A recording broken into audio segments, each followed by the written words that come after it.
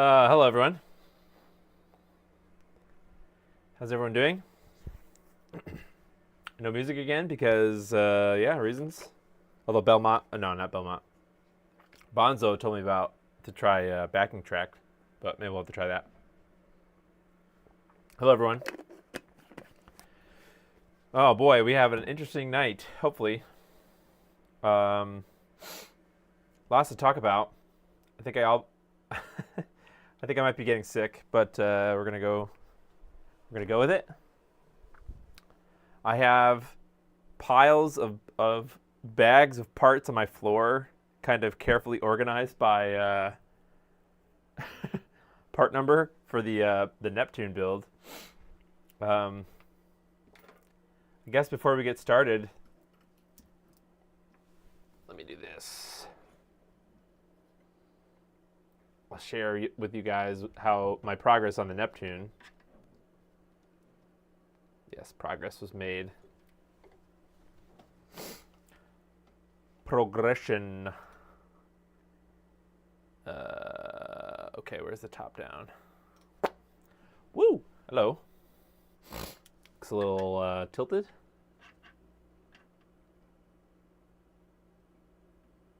Okay. Yeah, I'm not going to power it on because I don't know. I just installed this, the ASIC, and I don't know if it's good or not to start it up, but so far we have the voltage regulator, so 9 volts comes in here. This little circuit converts that to 5 volts, and that powers everything that needs to have 5 volts. Then that runs down to here. This is the 3-volt generator from the 32X and its capacitors. The power button stolen from the game, the Genesis. A RGB LED here, and the resistor for the LED. Reset button and the PIC microcontroller, because this is running some region switching firmware. And that's pretty much as far as I've gotten so far this week. But that's quite a lot, and obviously I've been capturing a bunch of footage. The plan is to do like a voiceover at the end. So it's slow going. I have almost this camera that you're looking at is it's pretty much a beast. It always records if I record with like maximum quality. Yeah, it records. I think it's like over 200 megabits or something. Actually, I can check in the thing here. Maybe not. I don't remember how to do that. Anyways, so I have like almost half a terabyte of footage of this so far. Only like 50,000 components left. Yeah, it kind of, I mean, that part goes fine. Really, the tedious part is making sure that all of the fine-pitched ICs get soldered correctly, and you're not missing any pins, and you don't break a pin. But thankfully, the top of the board here, it's actually double-sided, so there's a complete whole other side I have to do afterwards. But the finest pitch ICs, like the ASIC, I don't remember what this is, but there's 4 other chips here that I still have to do fine pitch. I mean, obviously all of them have to get soldered eventually, but the hardest ones obviously are the finest pitch ones, which is like 5 on this board. And the interesting part about the layout is, and I don't know if this is done intentionally, but if you wanted to, you could use a hot plate. If you avoid soldering anything on the bottom here, there are quite a few places that you could, or quite a few chips, actually probably most of them, that you could solder with a hot plate. I don't know if that's the way to go. I tried doing that, but I ended up just drag soldering and using the microscope to look for bridges. But yeah, of course it's double-sided. Yeah, it's not easy. So the backside stuff is basically you only really need to be on your best, or do your best, I guess. I don't know. Is on these fine pitch ICs. The back of the board the ICs on the back of the board are not as fine pitched, so they're easier to do drag soldering and stuff. So, anyways, I don't know how much longer. I do not think that I'm going to finish this video in March. Like, I'm telling you guys, I'm not going to finish this video for March. So, doing the best that I can. I like how you put Captain tape around the edge so that it doesn't accidentally get solder on it. Yeah, because I like the look of the Enig. Well, I mean, I would say that this part is probably mandatory. Eventually, you'll solder this, and I guess there aren't really that many components. I guess there's these are little, I don't know, RM, is that resistor arrays or something? I don't know. I just didn't want to get solder on the actual expansion card slot, but I like the look of the Enig trim. If you look at a Genesis board, obviously when I think they do wave soldering on the original Genesis boards, and because of that, they end up getting solder all over the. I don't know what these are. Are these like heat relief? I don't really know. I don't really know what the significance of the lines are, but I like just for a bit of flair, I guess, on the Neptune. So, yeah, making progress. I'm sure there's going to be a ton of people's questions, whatever. I mean, I don't know how detailed Macho Nacho's video was, and I suppose, if you're watching this now and when you'll be watching my final video, there will probably be a few people that are selling the boards semi-populated already, so it might be easier for you. Resistor network. Oh, okay. It may be easier for you than it is for me. So, yeah, there's that. All right, so there's a couple other things before we dive into Cable City. So let's put that away. I have another exciting thing for the future. I mean, I don't really have anything to do with it now, but I got a sweet package from Zaxor. Excuse me, this is Bleeding Edge. What is this? Oh, I see. This is Bleeding Edge NES technology. Cutting edge. Yeah, you'll see. I wish that this is around earlier, but, it is what it is. It's down here. So this is, hey, Bonzo. This is quite the sight. I mean, it's done in Hassel, but hey, for a prototype, it's not bad. This is, I guess, SMD Tendo is what it's colloquially called, but it's the Open Tendo reproduction NES motherboard. So originally my red herring here.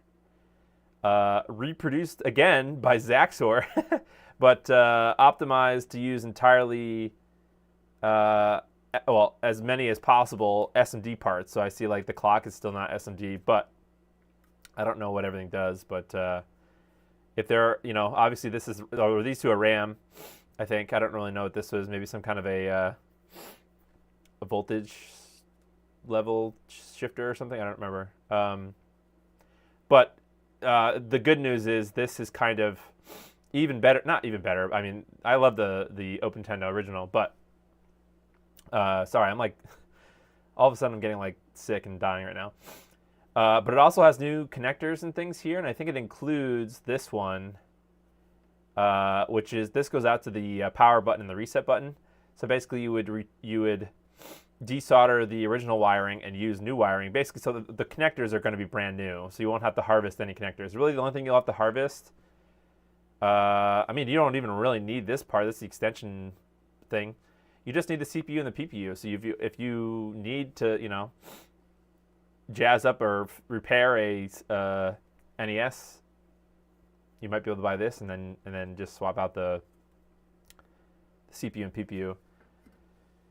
Did I see Ginger's place? I did see the PlayStation. It's crazy. it's really cool. Yeah, I can show a picture. It's like a case mod that Ginger Vaz did. Yeah, I didn't look too heavily into it. Okay, so then also with the SMD Tendo is the I guess it's called POW. but it might also be PAL block. I think it's just PAL. So this is essentially a replacement. What are these called? Like power, no, like the RF module. This doesn't output RF, but the power circuit is here. The intention of this particular variant of the PAL, because I think that Zaxor even has a newer version in the works that he's already working on. This one is highly set up for LumaCode.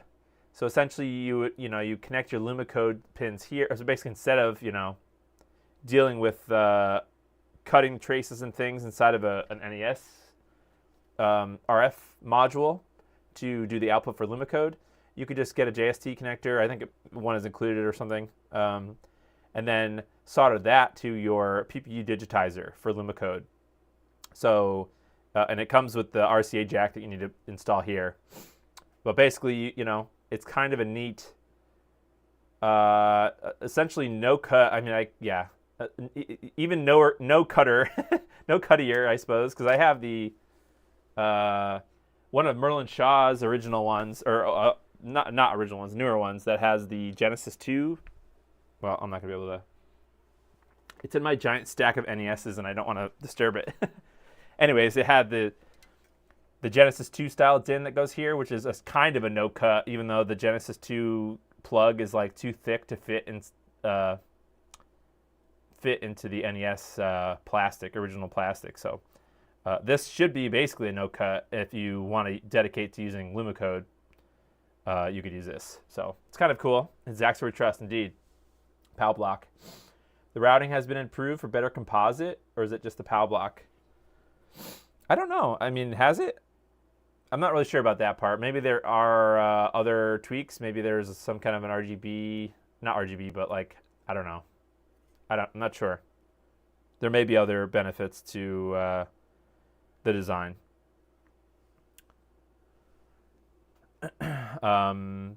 Yeah, so I think that's pretty much it. This is going to be for a rainy day because I don't really have any ideas right now for NES stuff, but, in the future. So, yeah, it's pretty cool. Thank you again, Zaxor. Shout out to Zaxor. So let's put that away.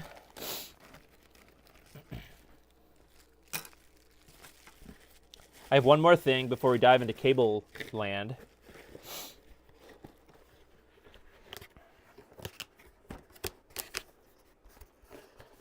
I'll put it over here. I've been continuing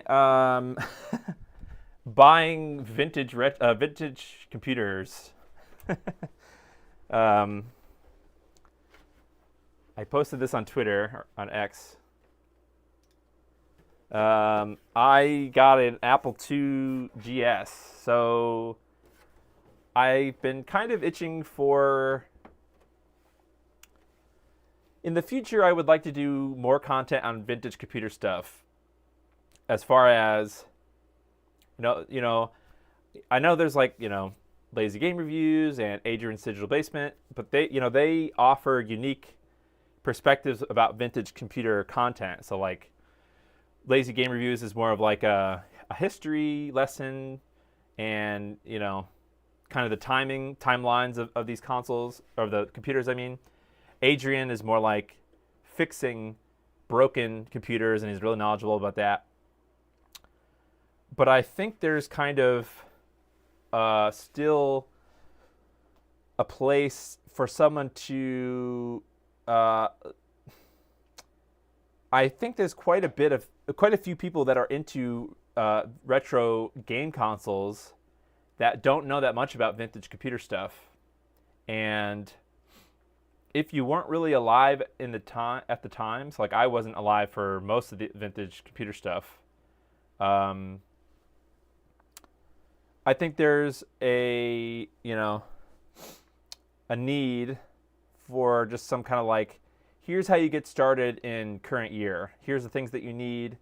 So like when you talk about vintage or retro consoles, you're talking about like nowadays, I think, unless you're a collector or you're a purist, like a composite only person, If you're not like that and you're looking for like, okay, how do I get the best experience today? That would be things like, you know, RGB mods or HDMI mods or flash carts or ODEs.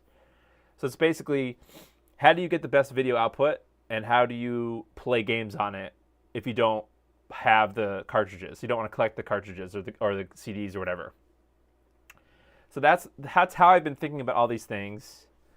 I do have a little bit of content about like open flops, whatever. That's the GoTech, open source GoTech clone board. Hidman too. Like I have some things here and there, but not like a solid. Okay, if you wanted to use like this Apple IIgs or something in 2024, what do you need to buy and how do you need to use it to get the best experience? Especially now with all the different scalers and things that we have. So for example, the Apple IIgs,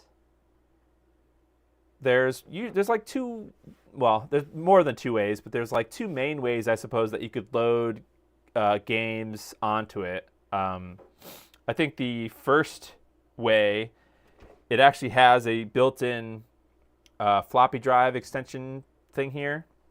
So you could get something like there's like a floppy, oh man, I can't remember what it's called off the top of my head, but there's like a floppy drive emulator that you could plug into it, and that works fine. The other thing is to use something like a Blue SCSI, but that's like a SCSI drive. For the Apple II and the Apple IIgs, you also need to buy a SCSI card in order for you to use any kind of a SCSI disk drive with it. Even Blue SCSI, which is like a SCSI hard drive emulator.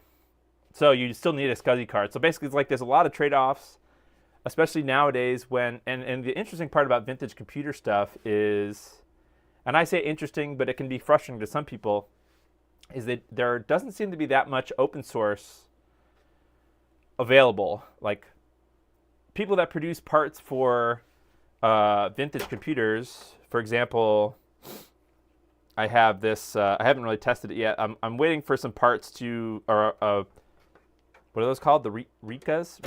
What are those components? Oh, I have the actual power supply.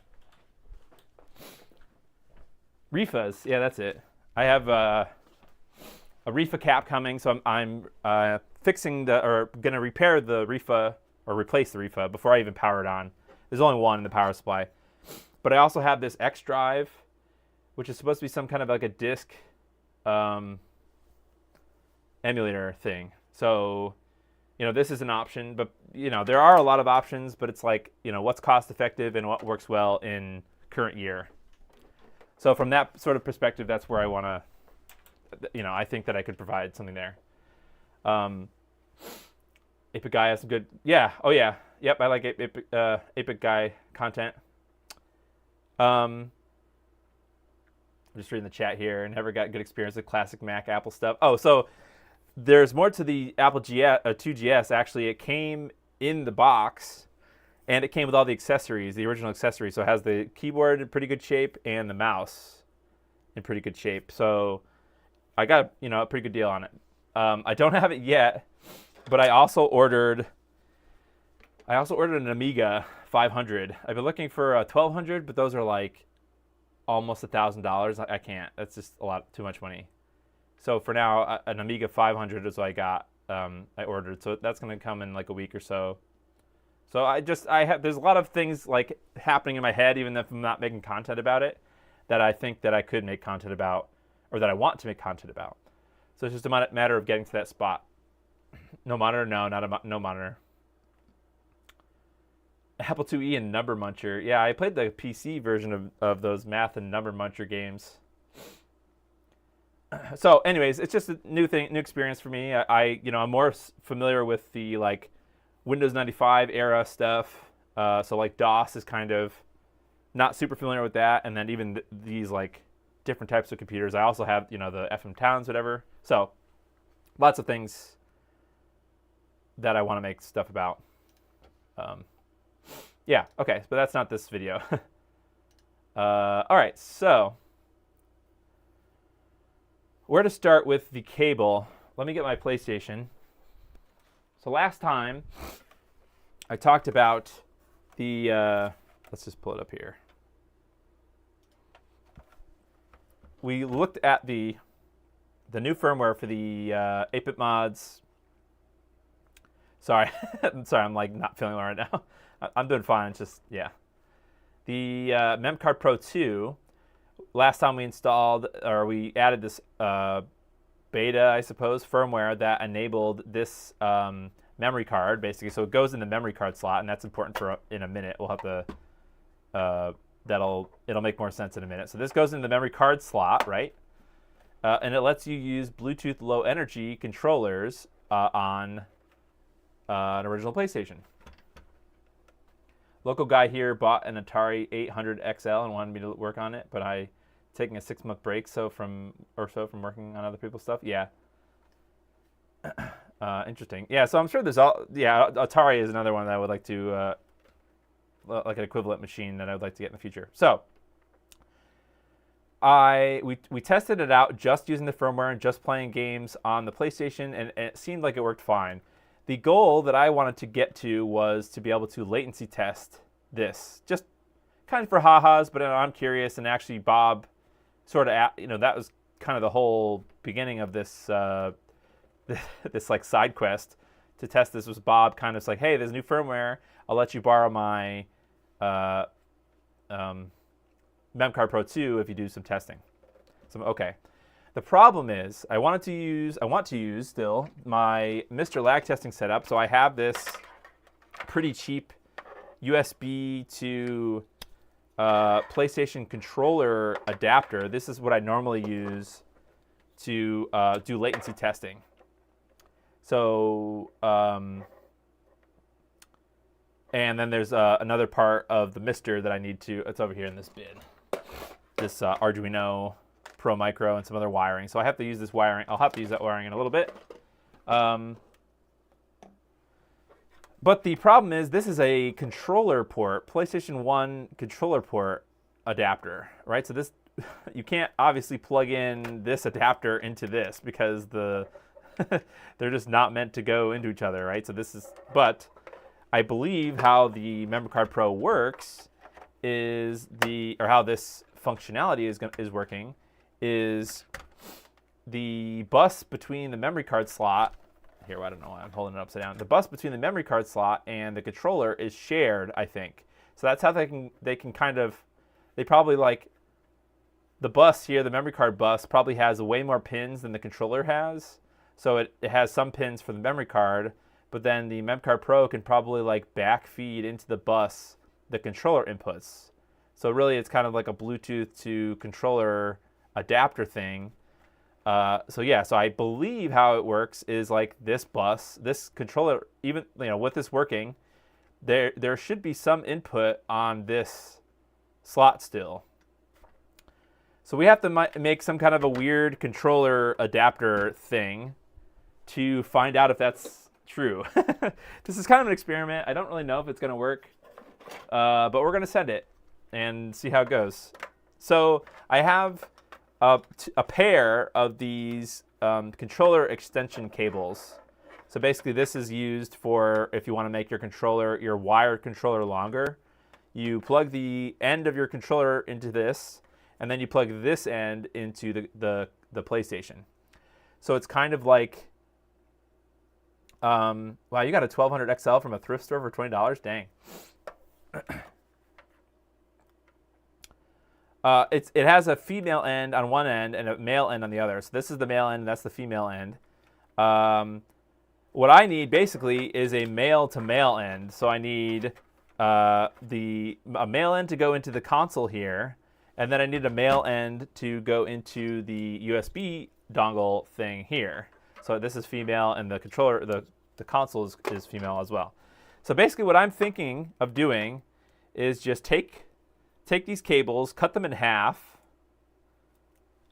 and then solder together the male ends and make sort of a weird suicide cable. If you guys don't know what I'm talking about, like that's this joke. I don't know if it's a joke. I hope it's a joke. Where you make a power cable extension that has male on both ends. I guess it's supposed to be for like plug one into your generator, and then you plug the other end into, I don't know, what are you plugging the other end into? Your your wall or something, to like have a generator power your house or something. I don't know. So that's a joke. Like, don't do that, please. Hopefully we don't get caught up with missing pins and things, but yeah, it should be fine, I hope. I guess we can look at what this bus or what this pinout actually looks like, and hope that we have a compatible thing here. Hopefully we're not missing anything. Yeah, so I don't really know what to expect.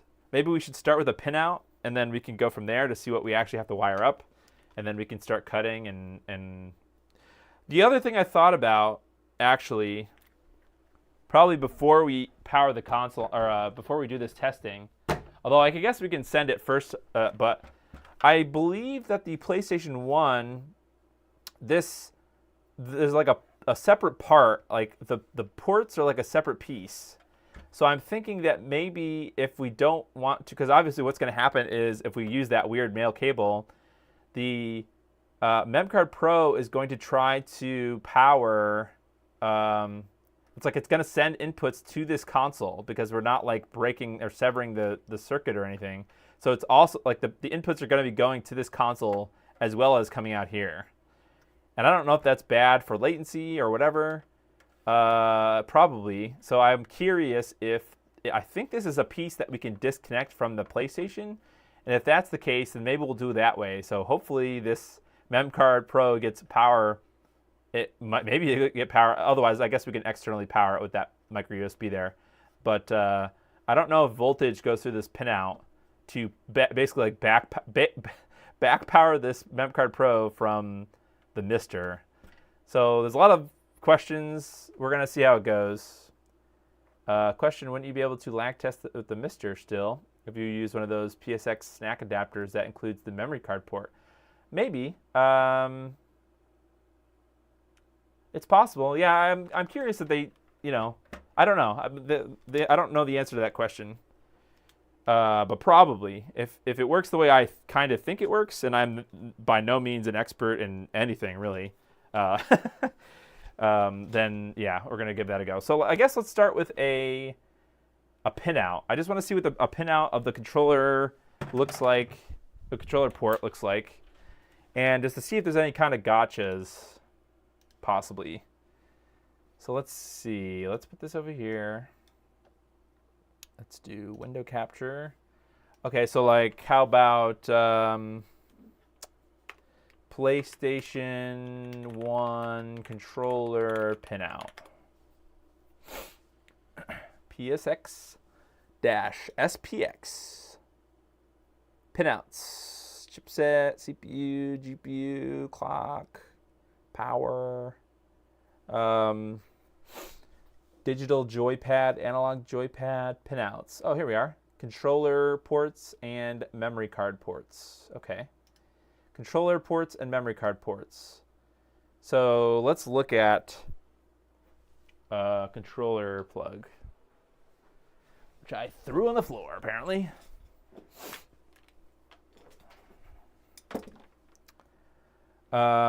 Yeah, so I guess I'll do this. Let's see, where's our missing pin? Is there a pin? There's a pin missing from here, isn't there? Okay, so the diagram is facing the same direction as this. Okay, so this far left pin is called data. Excuse me, the second pin is called command. The third pin is 7-volt rumble motor. Oops, sorry. Excuse me, I'm like dying. Third pin is the 7-volt rumble motor. This fourth pin here is ground. Then we have 3.3 volts. Attention. I don't know what that means. Maybe some kind of interrupt or something. Clock and acknowledge.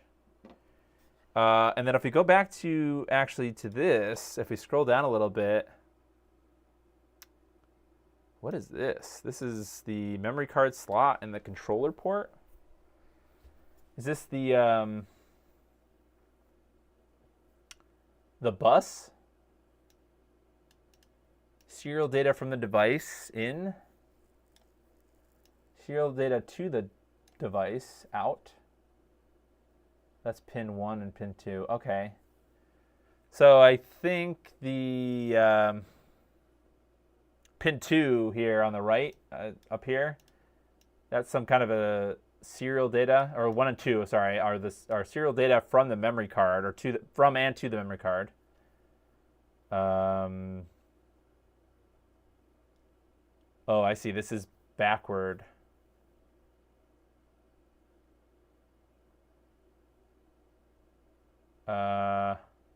Controller only. I think this is opposite of...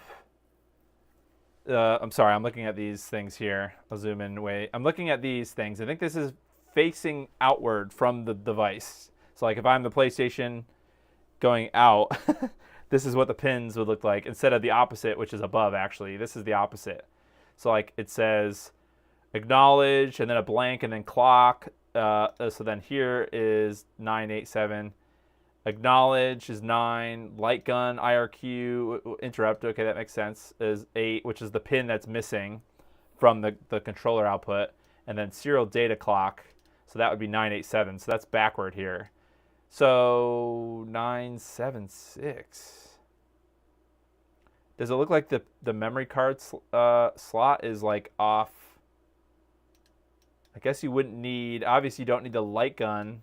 So somehow the pins are shifted. So like 7 is the serial data clock, and it's shifted 1 over. So like we have 987 here, but we only have 967 here. So that's just alluding to, where is it? Where did I put the PlayStation? Over here. That's alluding to the difference in the pinout of the actual memory card. So in here, it's obviously going to be a little bit physically different than the controllers. So I don't think there's anything here. I don't think there's anything here that is scary yet. As long as we wire them sort of directly. That's the AV port. Okay. So basically, this goes into the controller port. Then we want the same...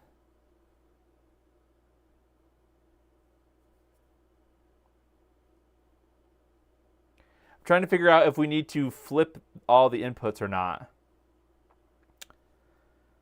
So like basically the far right pin, would that have to be flipped over to the far left pin on the going the opposite way?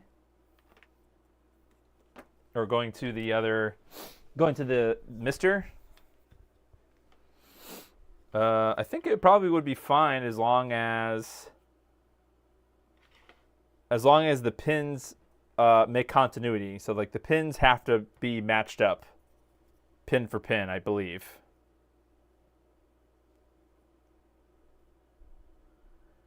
I don't know. This might be a mistake, but all right. I guess we just try to cut these in half and then see what the cables look like, and then kind of tone them out and see what continuity is. Let's see. Okay, I'm just trying to cut these like perfectly in half. Get my cutters. Okay. Just cut these guys. Yeet. These are just cheap extension cables I got on Amazon, so it's not like they're nothing high quality or anything. Okay, so that's one male end. Then I've got this. I don't know also if length matters. I didn't really think about that. But at the very least, if you cut them in half, then they're only going to be 1 cable length long anyways. So, yeah. Okay. Goodbye, female ends. Never mind, I just got a terrible joke in my head. Is it offensive? Probably. Just going to keep that one locked in. Okay, so now I guess we need to cut the outer sheath and check out what the pin colors are on the inside of both. Yeah, I guess. So let's see. What would be the easiest way to take the sheath off of this? Probably this.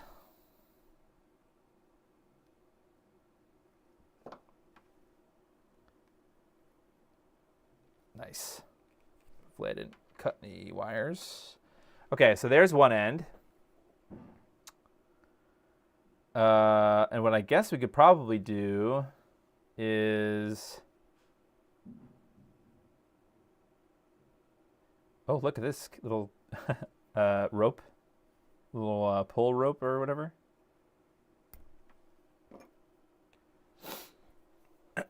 I guess we could just go YOLO it and like do them one at a time. So basically, okay,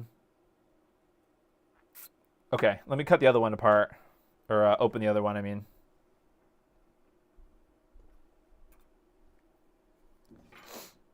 And then I have an idea.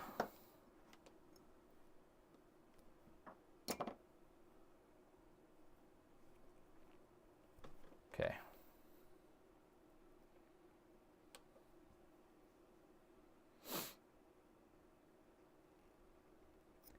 Yeah, I'm going to use a multimeter. Yep.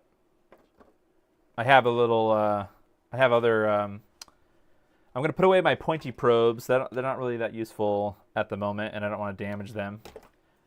Also don't want to damage my Neptune. Let's put that away somewhere safe. Here we are. Let me go get my other probes, and one of them I can get the that has a little clippy lead thing. You'll see. Okay, so I will say for the black end, this one is probably fine. Or you know what? Actually, I want the clippy lead on my the black one. Okay. Okay, so for the black side, I have. Oh, so this just goes into the thing. I have these little thingies, so that can grab onto the wires, and then we can tone it out. And then on the other side, just want a normal thing. Yeah. Okay, so then I just have a normal size probe for the other end, for just poking in the end here, like that.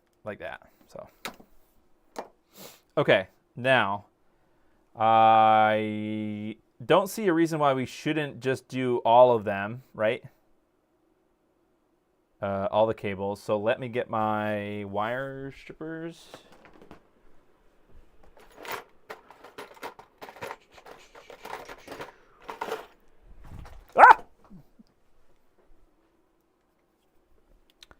And we'll start with this one here, I guess.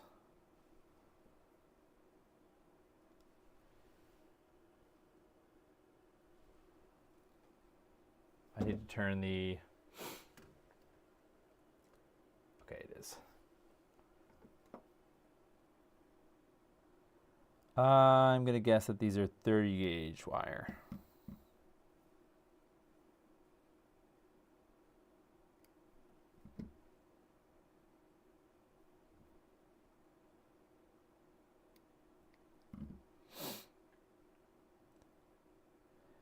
You also should go get my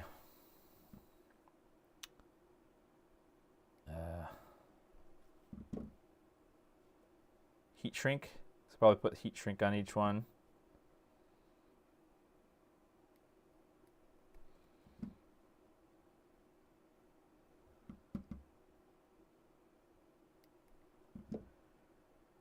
Do.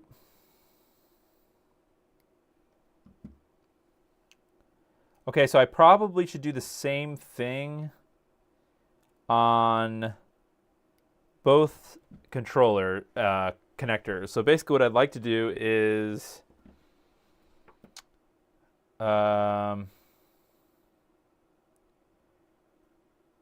yeah, do them one at a time. So like figure out the one end where this wire connects to this plug, and then on this other controller, find out where that wire leads on this end, and then solder those together once they're the same pin out.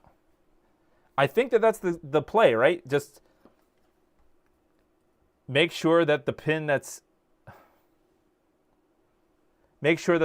here, well, so like, yeah, I don't know, this is not good, but no. not what I want to do. Like this, yeah. The pin that's here has to just output here. And the pin that's here has to output to the pin that's here. So we don't really care that much. Although we looked at the pinout, we don't really care about the pinout that much. We're just making sure that these wires go together. So let's do that. Let's cut the rest.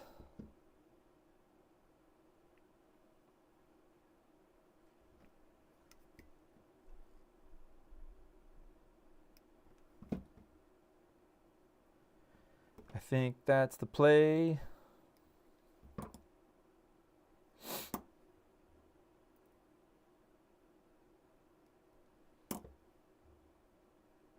I guess the first step is just to make sure that we can actually play a game with the Mister using the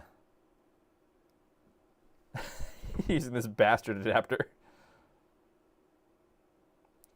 Although the unfortunate problem is my Series X controller, or my Series controller is taken apart, but I do have another one.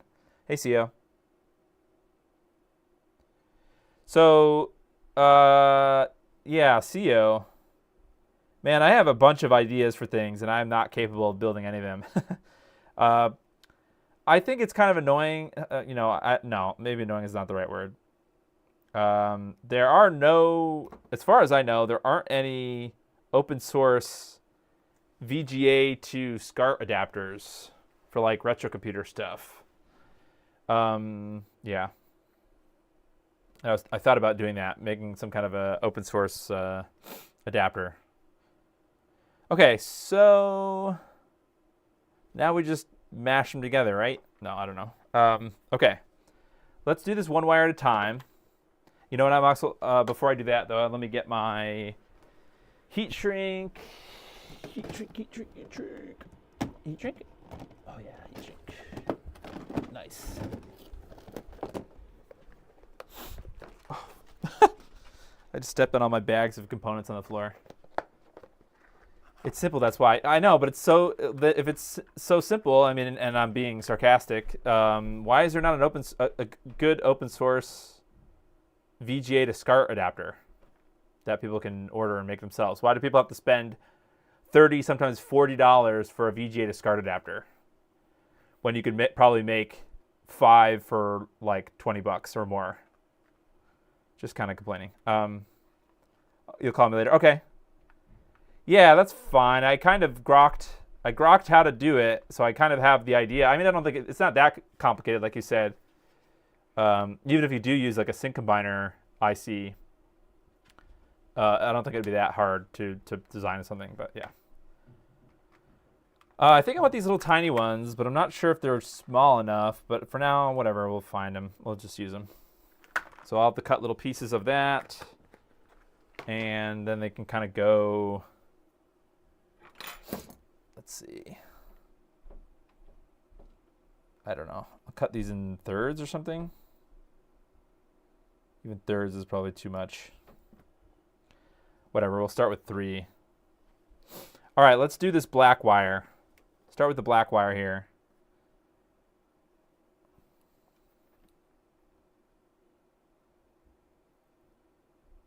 Not like I need another project to not finish, but it's like, yeah, I don't know.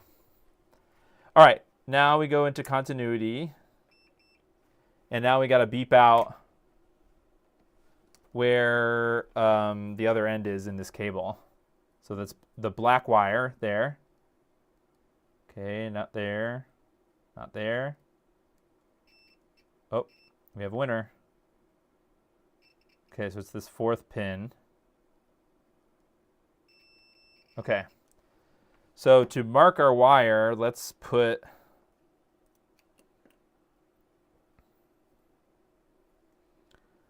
this little guy. I know that's super long, but I don't know I don't know how much of this thing I'm going to have to cover, so whatever. Now, are we going to assume then that the black wire in the other cable is the same? So let's see. This might be dead easy, and hopefully it'll just be matching the colors up. So let's check the other cable.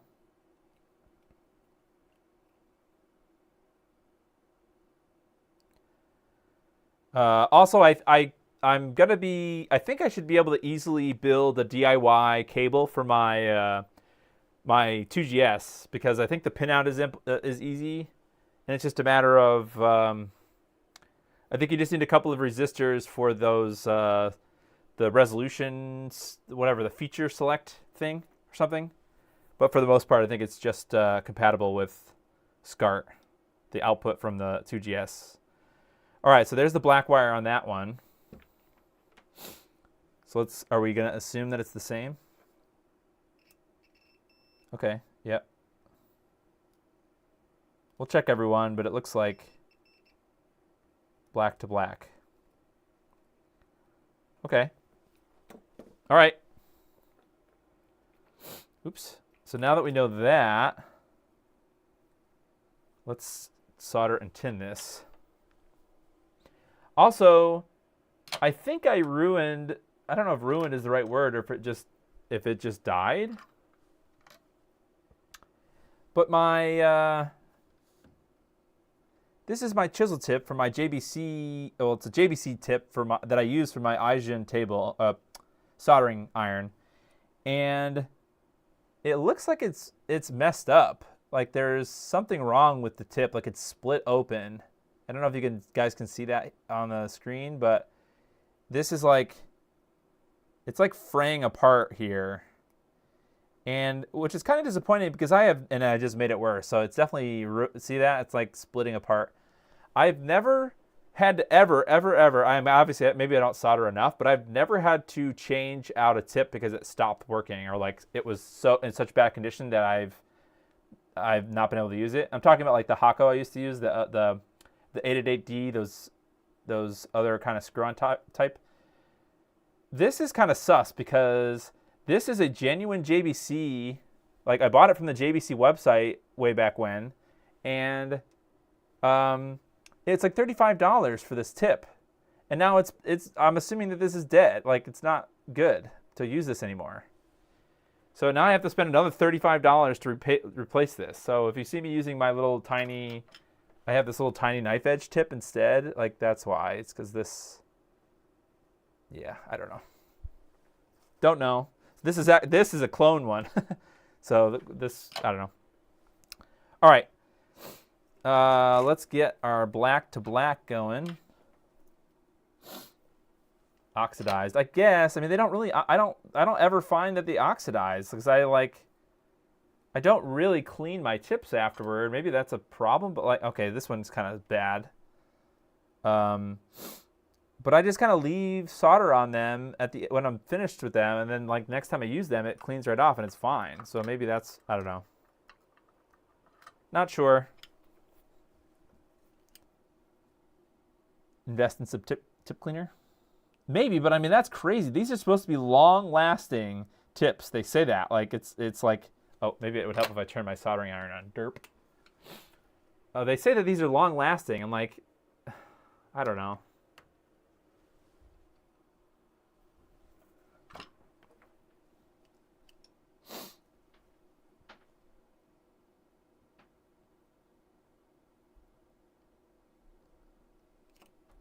Okay. Actually, I'm going to turn my iron down to 350 because it was up high.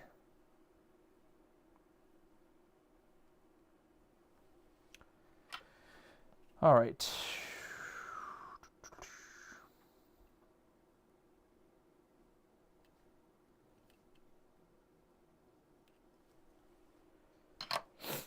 So I guess we just go have at you and do one of these. Just solder them together. Burn my fingers a little bit. Heck yeah. I love it. Just kidding, I don't like that. I guess I'm just going to put some flux on the table here, and I'll just kind of mash them together.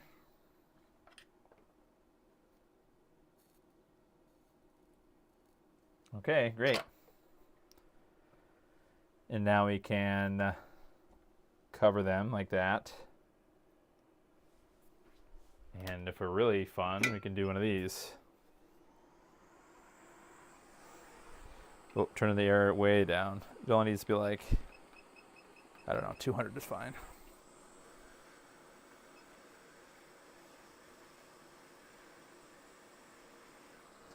Let's see, is this actually gonna...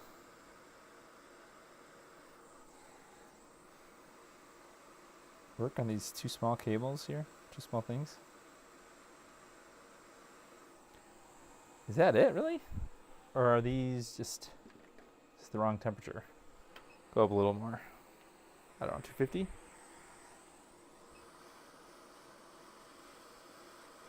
Man, I don't know. I guess that's good. See if I can pull it apart. Or pull this thing off. I don't know. Seems fine. Just for this video. Well, I guess it's fine. Okay, great. 1 of 1. All right, let's start on the next one then. How about we try to keep the colors, like close colors, going first, and that way I can like kind of keep them in the same sort of bundle that they were in. All right, so we're on green now. Oh, I guess I should check if the cables make it all the way through, or the things make it all the way through. All right, so let's see. Not the first pin. Not the second pin. Not the third. Not the fourth. Not that one. Not that one. Hey. All right, last one. All right, that's the green one. I guess we can quickly confirm that the green one is the same over here.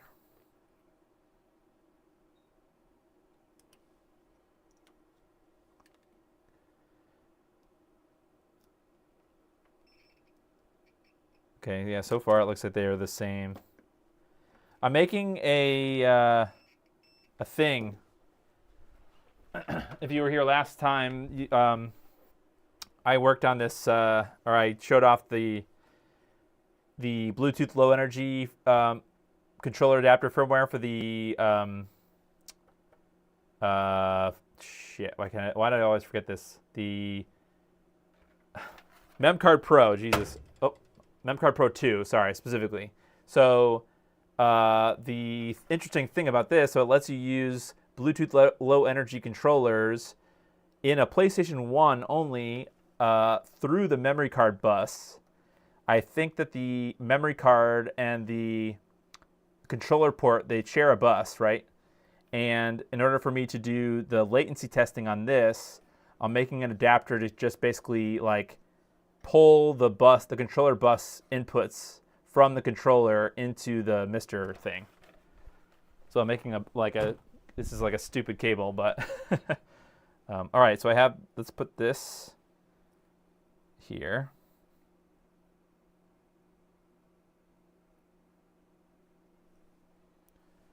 Let's get some solder going.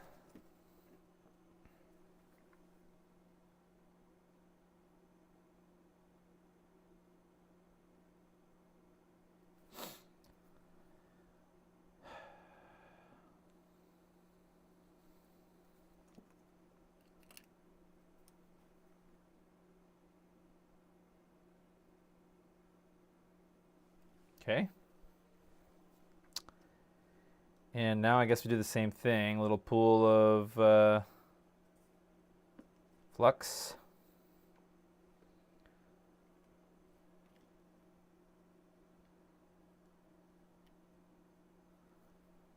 And then we solder these together without burning my fingers. Sweet. That looks like garbage. Okay, good enough. Okay.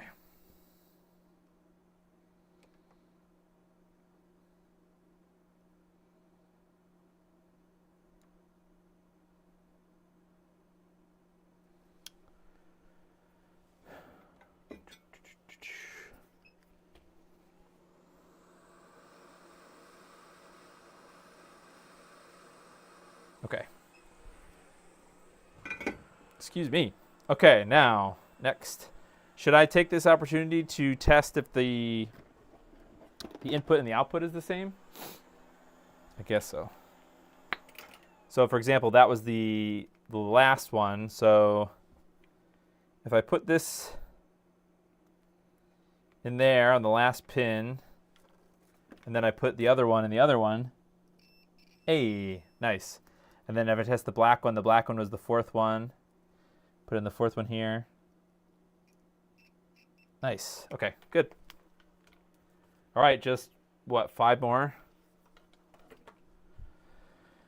All right, how about, what's the next closest wire? How about yellow? Yellow. And by closest, I mean like down here where they kind of bundle. So it's like kind of creating a continuous sort of thing. I didn't think about it, but maybe I should have put a giant piece of heat shrink in there, but that's all right. I don't think this cable is going to last me forever, just for this test. All right, so yellow.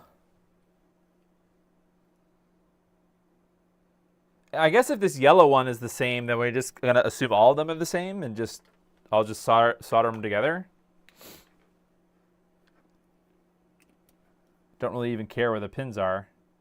Okay, it's not the first one, not the second one, not the third one, not the fourth one, the fifth one, or sorry, sixth one. Okay. So then we go like this.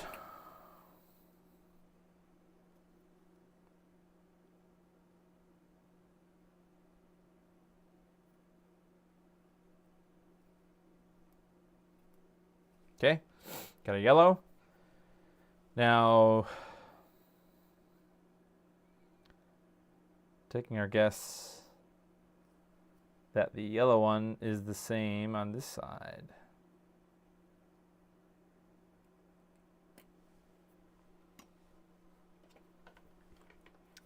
It's the sixth one. Yep. All right, you know what? I'm confident enough now that every color is going to be the same.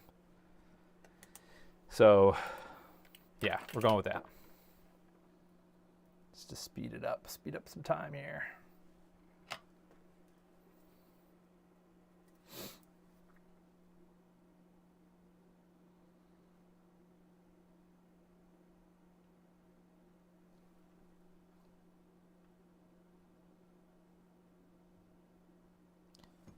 You know, what's going to be funny is if I do all this work just to find out that it's like the same latency as like Blue Retro or something. Like it's just negligent or like fine.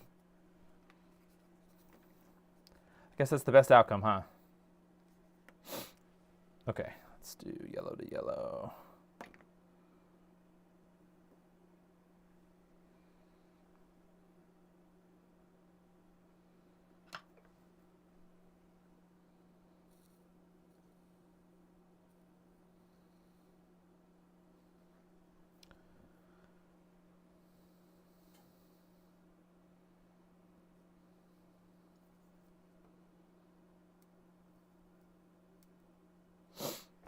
Some more flux.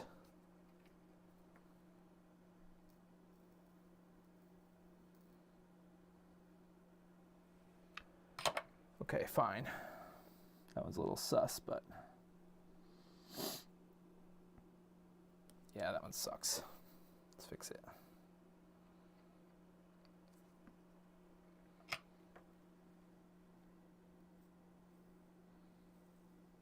Okay, fine. Okay, then we do this.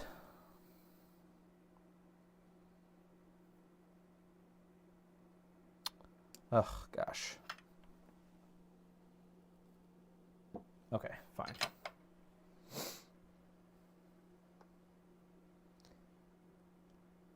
Latency should be low because SPI clock, 250 kilohertz.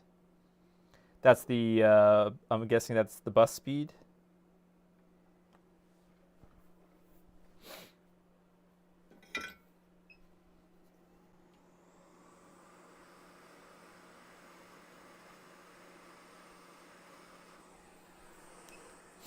Yeah, I'm imagining this is going to be like, I'm going to call that it's going to be like 20 milliseconds. That's what I'm calling right now. All right, so we kind of said to hell with beeping these out, so we're just going to go straight to assuming that the colors are going to match.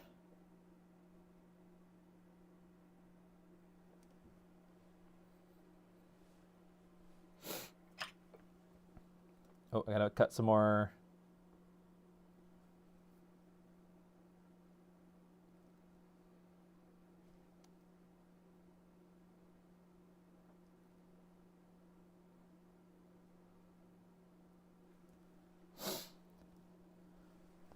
Okay, I gotta cut some more of this.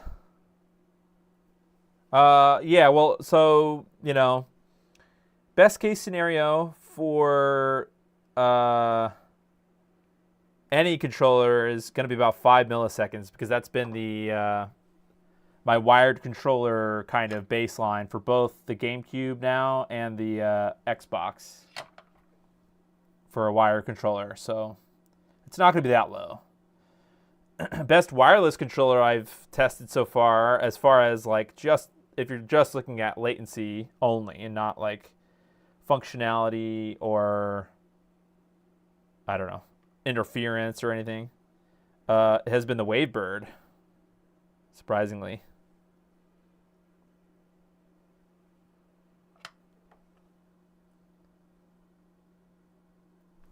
Ow! Burnt my finger. Don't do that.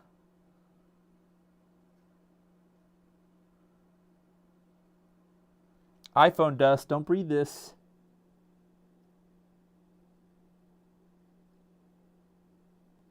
Ouch, that really hurt.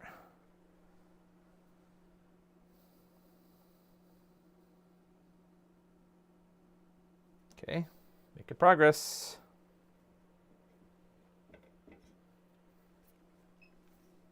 Oh, sorry, I didn't say what the latency of the Wavebird was. The Wavebird is about 10 milliseconds.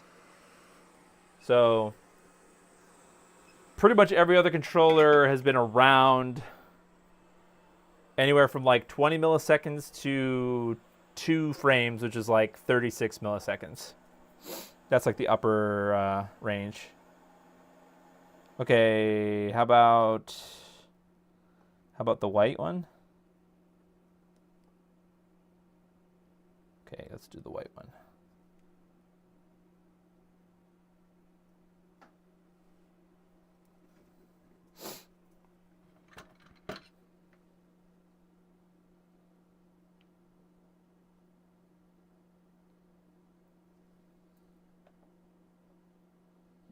This is some thrilling stream content. I probably should have made this cable before the stream.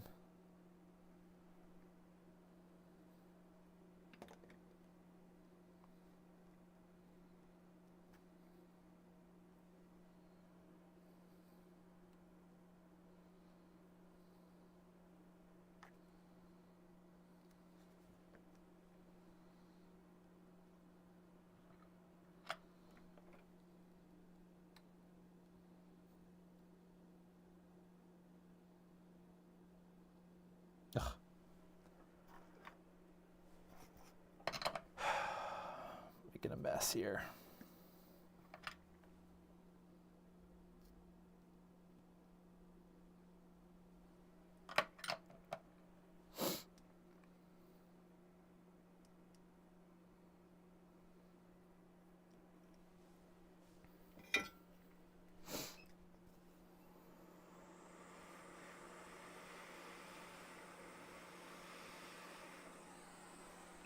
Okay. 3 more. Getting there. Or how about this pink? I guess it's like a gross, dirty pink, like a...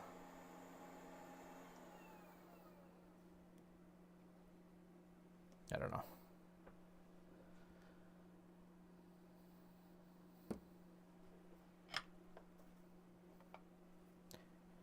Do not know.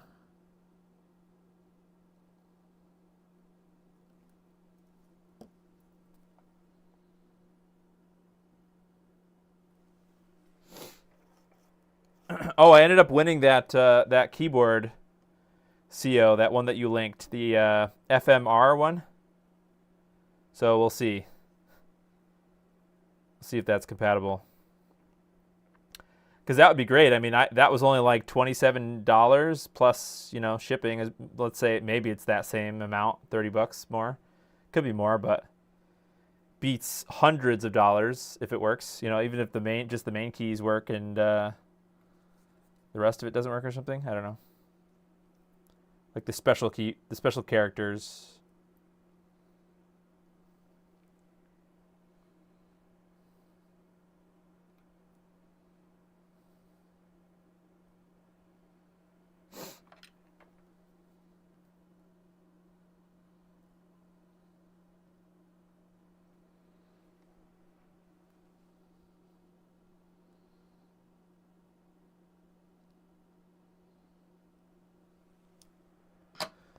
Okay.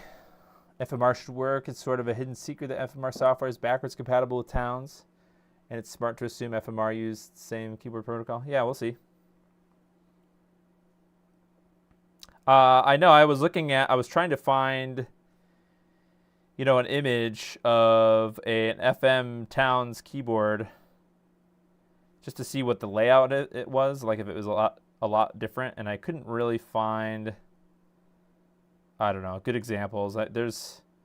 What's weird is like I find all these desk authority threads about FM Towns keyboards. Like, what the heck is that? Like, is that custom mechanicals or something, or people that like really like the FM Towns layout or something? I don't know. Desk authority I thought was like a custom mechanical keyboard forum, but they had a lot of, and some things are like out of date, like I couldn't find, like the link was broken or something, so I don't know. It's having trouble finding info about it. Okay, 2 more.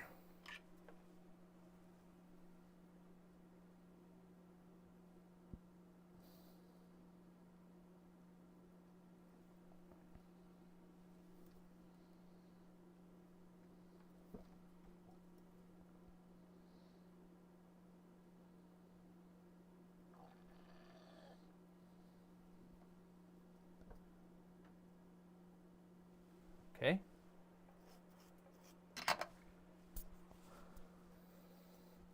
Keyboard file.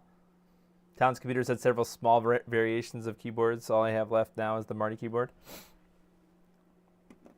Yeah, I noticed that sometimes they're full-size keyboards. Sometimes they're 10 keyless.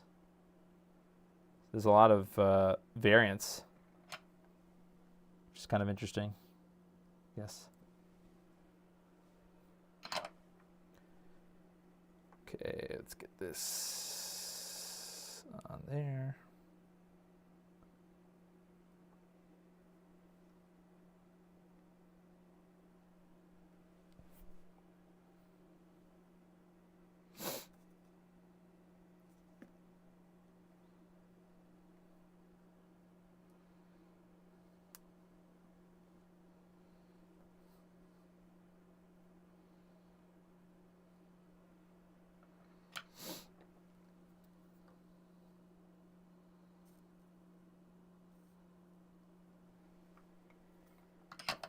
Okay.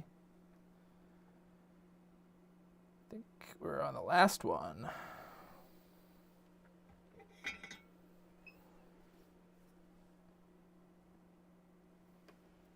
Hello. Oh.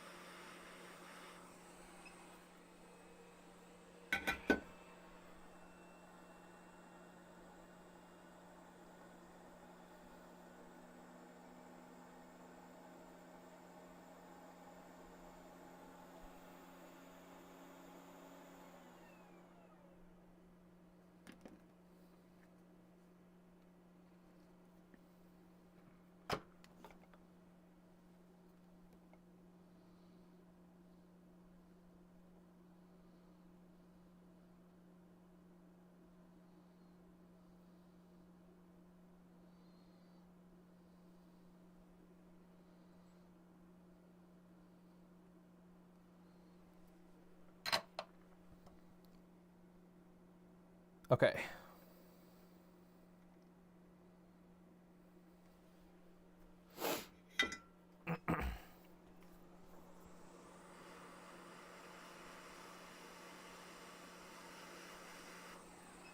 All right, sweet.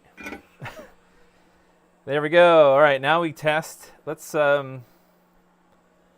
just do like a straight through test. So how about first pin here? Oh, put on continuity mode. Yep, first pin. Second pin. Huh?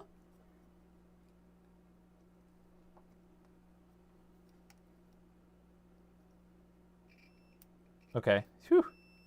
Second pin. Okay, third pin. Yep. Fourth pin. Fifth pin. Sixth pin.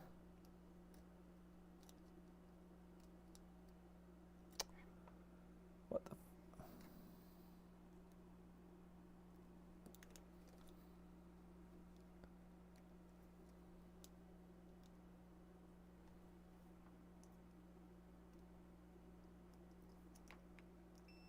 Okay.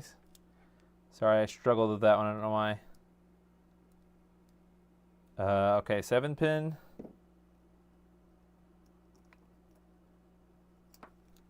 Hello?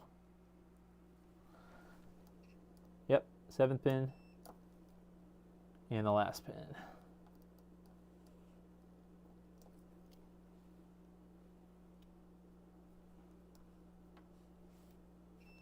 Okay, sweet. All right, good. Alrighty, let us. All right, I guess I'm going to try the first thing I'm going to try is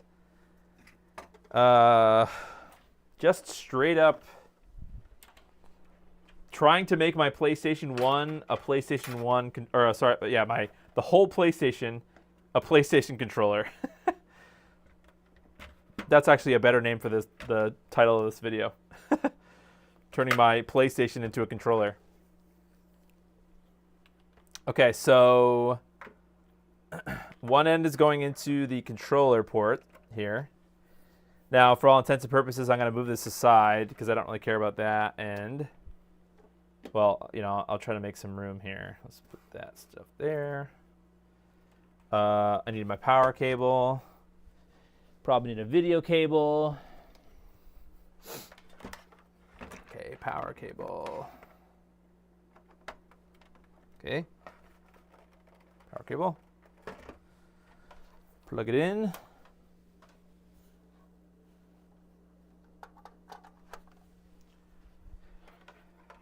And then we need an HDMI cable going to what exactly?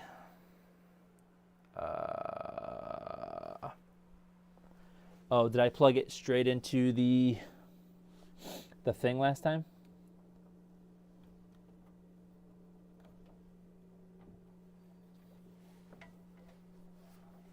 Oh, it's over here. Oh, it's going to my Mister. Okay. That's fine. What can I plug this into then? Mister's going to the capture. Okay, so let me see if I turn this on. This is going to be the Mister, right? Okay, sweet. That's the Mister. So then I guess I'll plug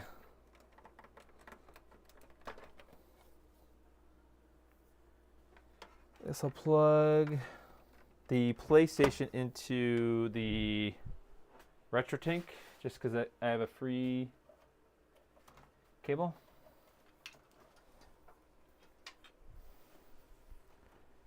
Okay, this goes way over here. Plugs into the PS1 digital. Okay. Okay, without doing anything else, let's see, do we get video from the PlayStation? Oh. Not with this set to that.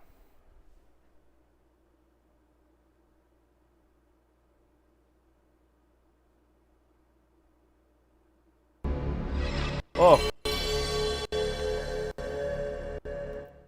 I never figured out what the problem with the thing was. I probably should update the PS1 digital in here. It doesn't really matter. It's not that important for this thing. The important part is, let's just see if it works. I don't think I'm going to have enough time in this video to do any sort of latency testing. But what I can do is I can attempt to use this as the controller. Actually, you know what? Should I get my other? You know, I'll do it. I'm gonna go upstairs. I'll be right back. I'm gonna get my my other series controller. Use analog and not digital.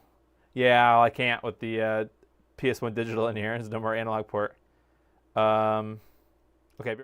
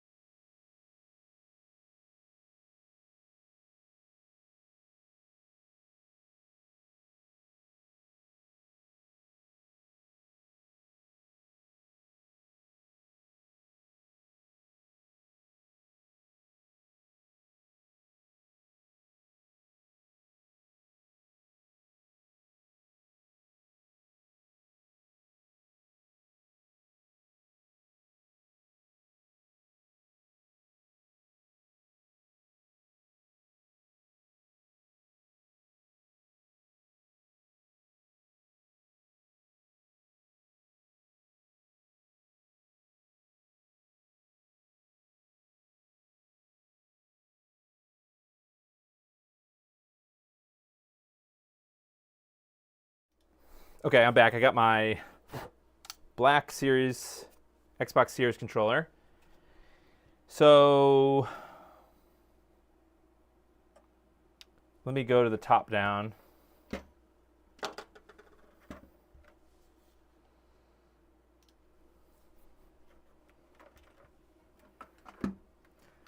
There's just crap everywhere. Okay. Well, you'll have to take my word for it that I'm looking for, not that. What button was it? Was it this? Hold this down to get to the menu? Yep. Oh.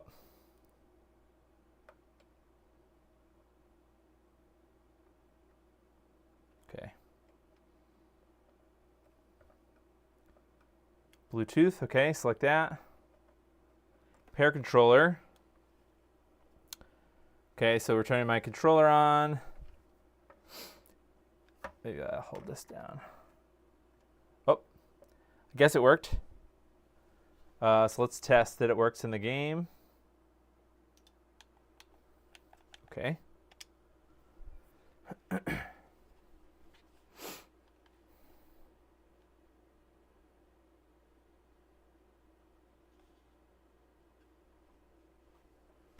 Okay, well, while that's going, I don't know what the problem with the audio is.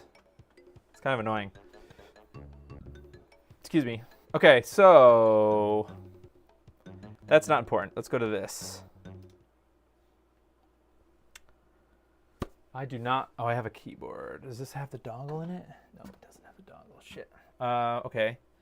Well, fine. Let us. All right, so we've got to take our adapter. Let's take our bastard controller cable extension. So this is, this has got our splice. Then that's going to go into this, the USB thing. I don't want to explode the pins here.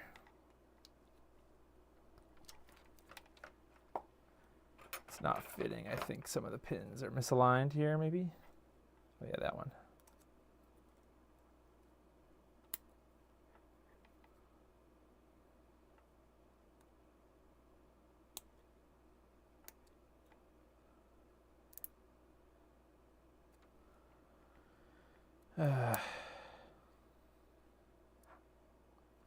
Okay, let's see. Does that fix it?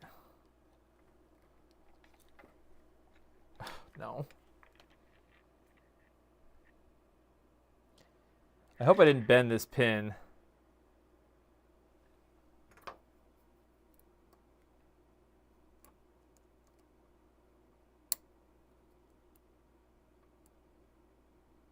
Okay.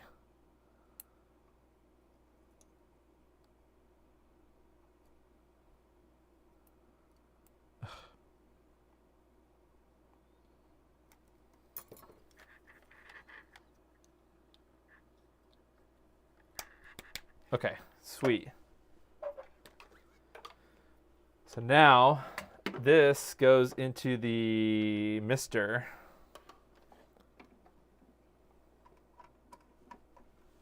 Now, is it going to let me, let's go to the menu. Can I control the menu with this?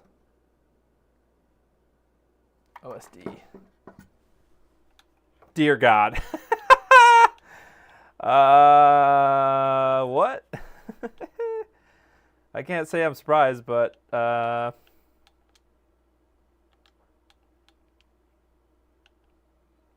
this is basically a WTF situation. Let's see, can we play NES? My PlayStation is a controller.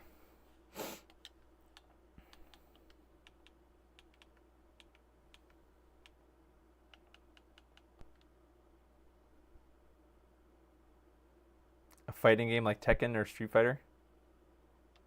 Yeah, that's... I'm not good at either of those games, but yeah.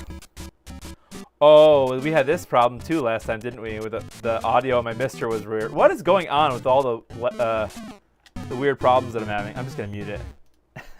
No one gets the audio. All right, let's just see how weird this is. So keep in mind, this is the output from the controller bus from the MemCard Pro 2.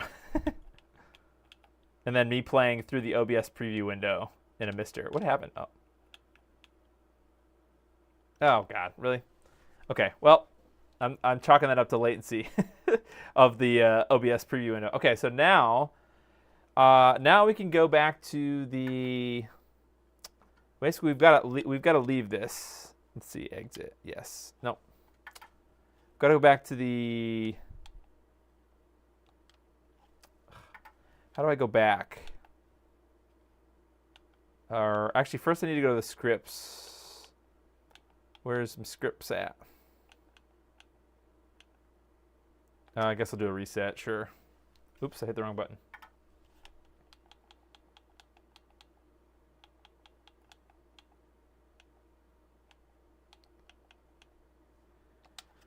Okay. Oh, that didn't do what I thought it was going to do. Okay. How do I leave the core?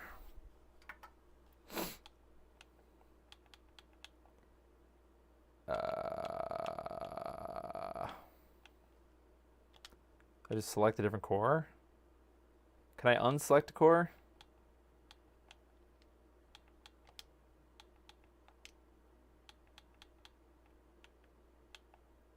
How do I get back to the main menu where I can select the scripts? God, this is annoying.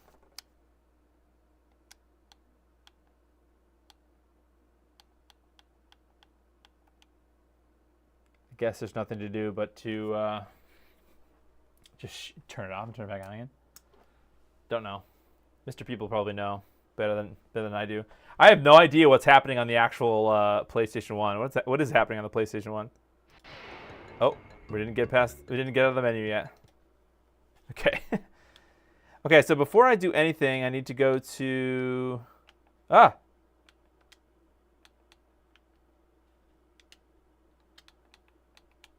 how do I get out of this screen now?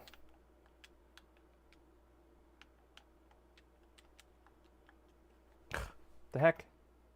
Okay, here we go.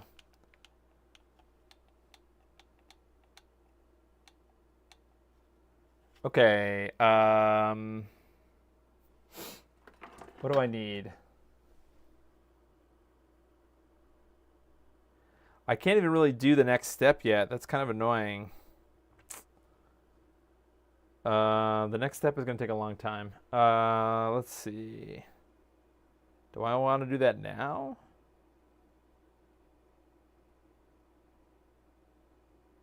Yeah, I guess so. Let's explore. All right, let's turn this monstrosity off. So I guess it's working because you're bypassing the console's audio DAC. It works fine on the TV. So I think it's just I think it's a problem for some reason with the compatibility between the PS1 digital and the capture card. Because the capture card that I have has bypass, so like or pass through, whatever. So whatever is going into the card comes back out of it again, and that plays on the TV fine, but it doesn't play on the capture card fine. Although the same problem is happening with the Mister too. PS1 digital deletes the serial port, not the analog AV out port.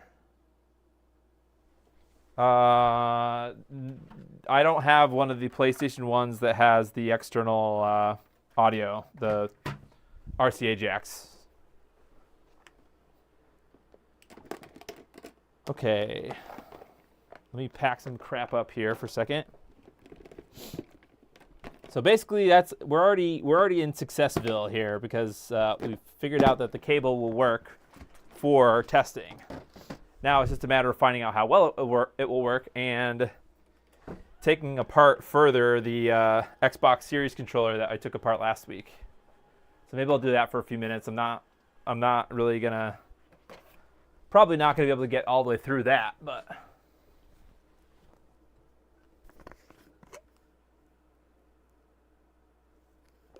Wait, PS1 digital deletes the serial port?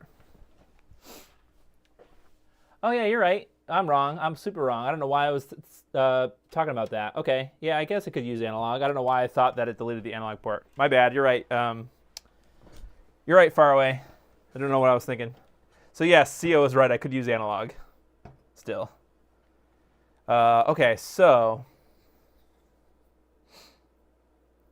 I guess, I don't know why I did that. Okay, so let's go to the overhead. It slowly comes into view.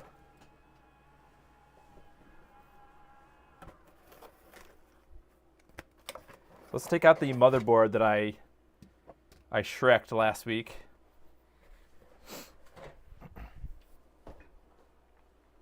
I didn't Shrek it, but excuse me, I ruined one of those these ports here. That's right. Okay, so last week we talked about I need to basically get under. Well, let's think about this here for a second. I think the safest bet is to try to find a face button.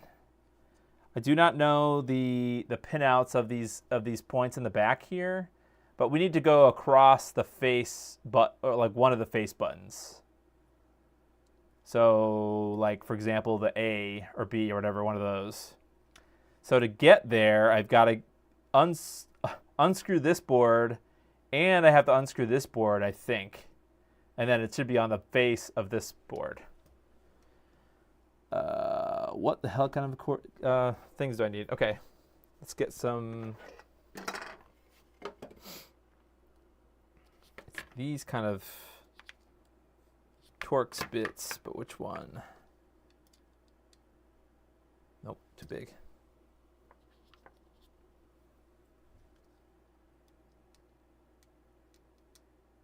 Okay, that's the right one. Analog audio through the AV port sounds better than through the RCA jacks. Do the routing differently. Oh, okay. Weren't the ones that have the external audio RCA things, so like those, aren't those like Don't people use those as like audiophile DACs or something? I don't know. I thought I heard about that. All right, let's get some of these more of these screws out.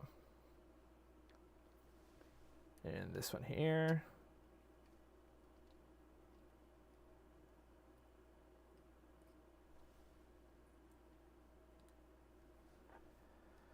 Okay, I think there was only 2 screws.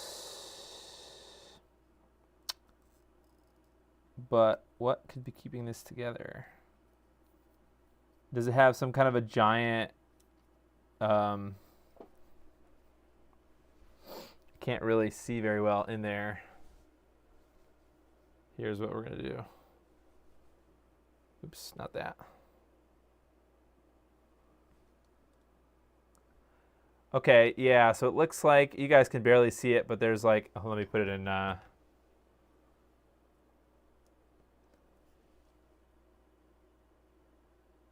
we go. Okay, so have a look in there. There's a white connector in the middle there. I think these 2 pieces are being held together by that. So if that's true, audio, analog, oh.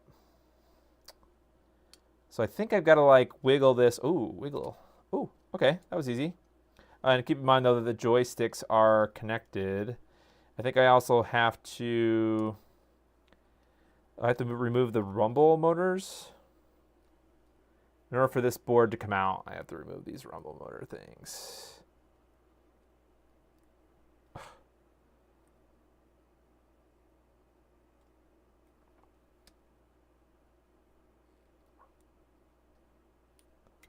Okay. Well, those are like really in there. Okay.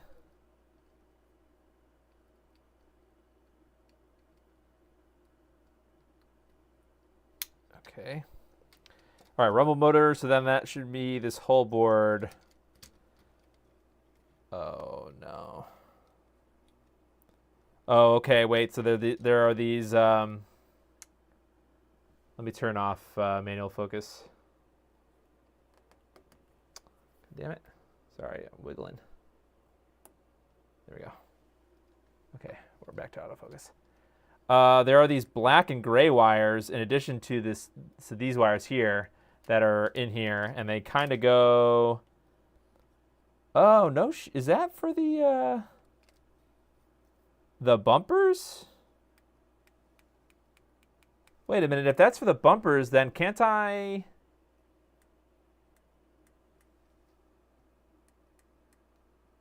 Can't I just put a wire across there? Let's see. Let me get my multimeter.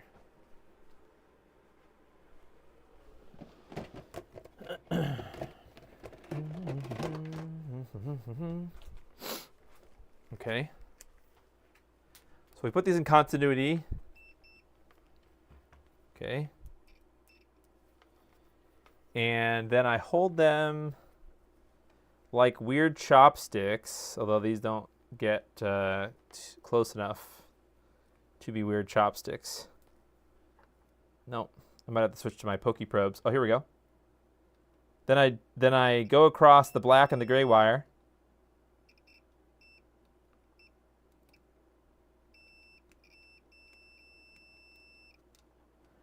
No, not at all.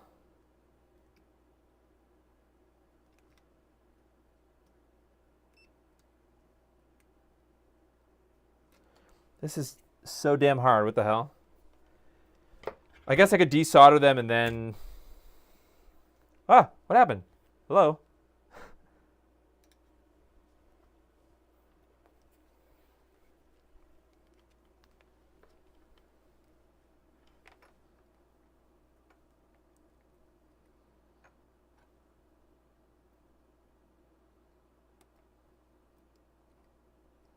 This is the worst. I'm switching to the pokey probes.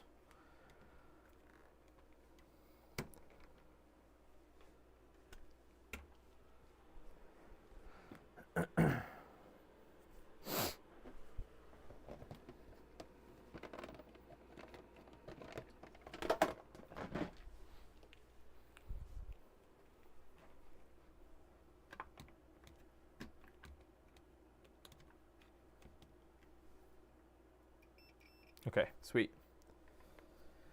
Okay, so less awkward chopsticks.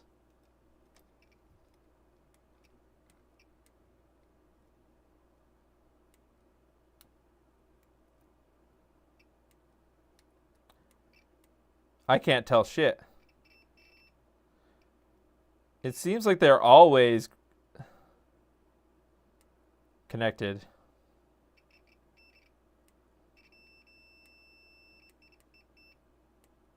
I don't know. I can't tell. Hey, Vincent. I cannot tell if those are going to... I guess we could Google it, right? What the hell does that go to? Is it just like... All right, let's see.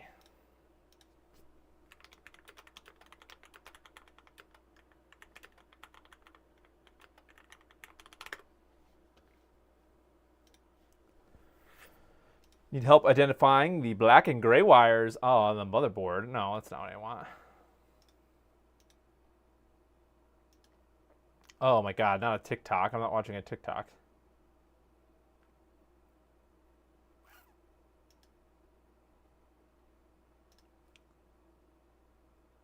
Oh, okay, but this is the question. So that's the top side of the thing.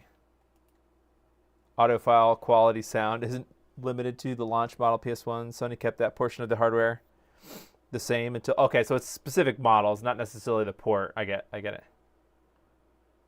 Oh, okay, so this could be just power for the rumble. The gray cable is power for the right trigger rumble.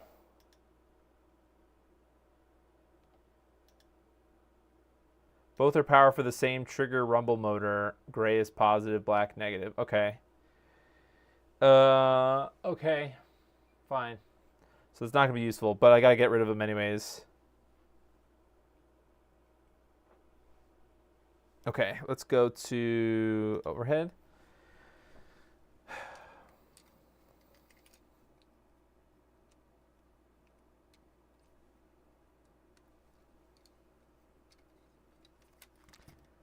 I guess I could just unsolder them.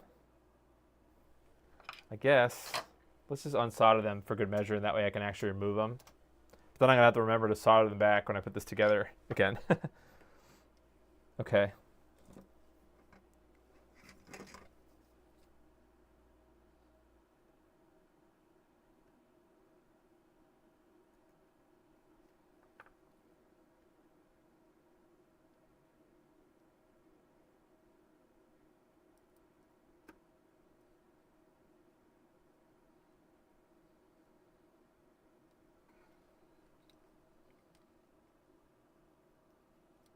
Okay, sweet.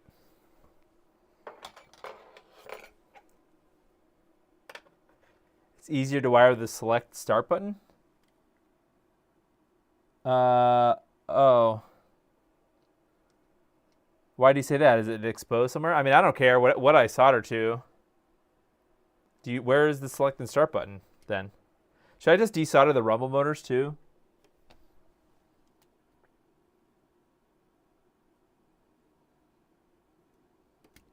You know what? I probably should have took a photo of this too. Well, it's not too late.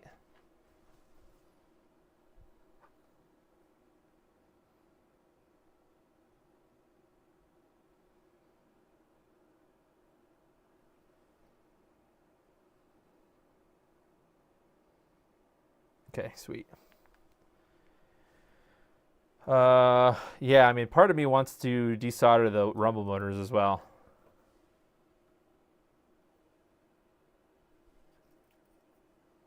But since we're not actually soldering to the back of this board, it really doesn't matter.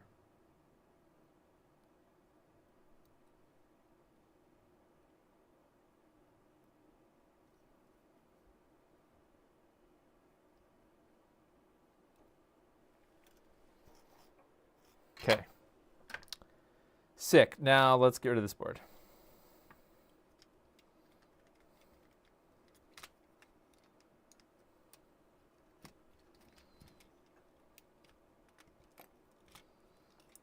Unless there's another... Is there another cable? Okay, no. Just being a bastard. Okay, cool, I guess. Now it's the face of this board that I need to get to.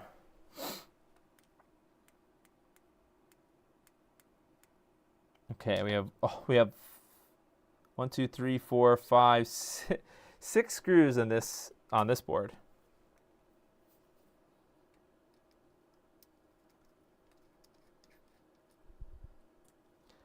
You know, thankfully, Microsoft used every single, or I think every single screw is the same screw, which is actually kind of nice. At least with on the inside of the controller here.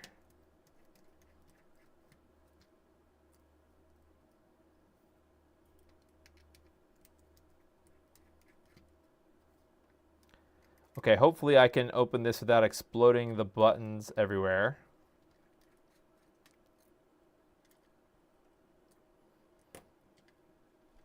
Uh-oh. What?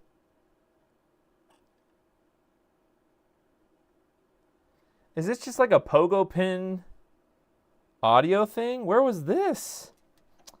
Oh my god, where was this? Okay, so maybe there was more than just...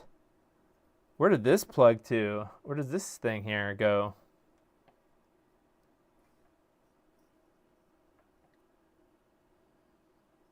Okay, so I see these. Is this where the speaker...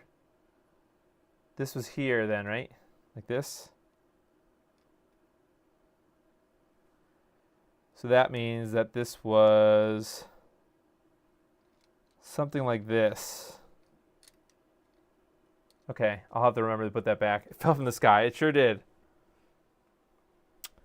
Okay, now finally I think we can kind of shimmy this wire, this board out. Although why is it not shimmying very well?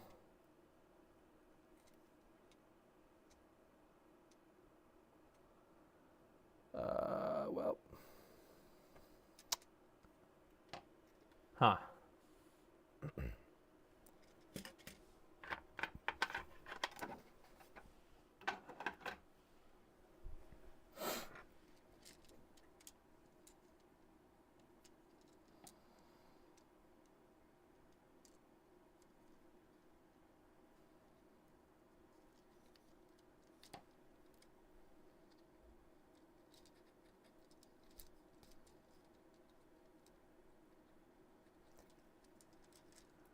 I don't know.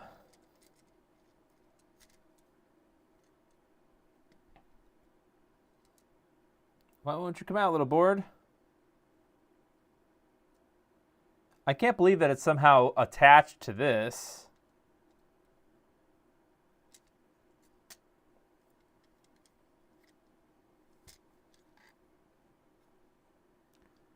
But perhaps it is. Perhaps it's just held on by these little clips here. But I have to make sure to carefully detach these so I don't drop all the buttons on the ground.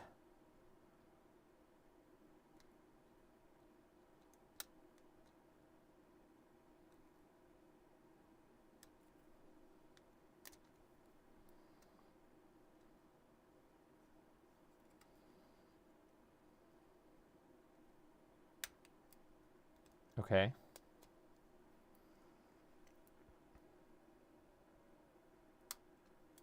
Okay.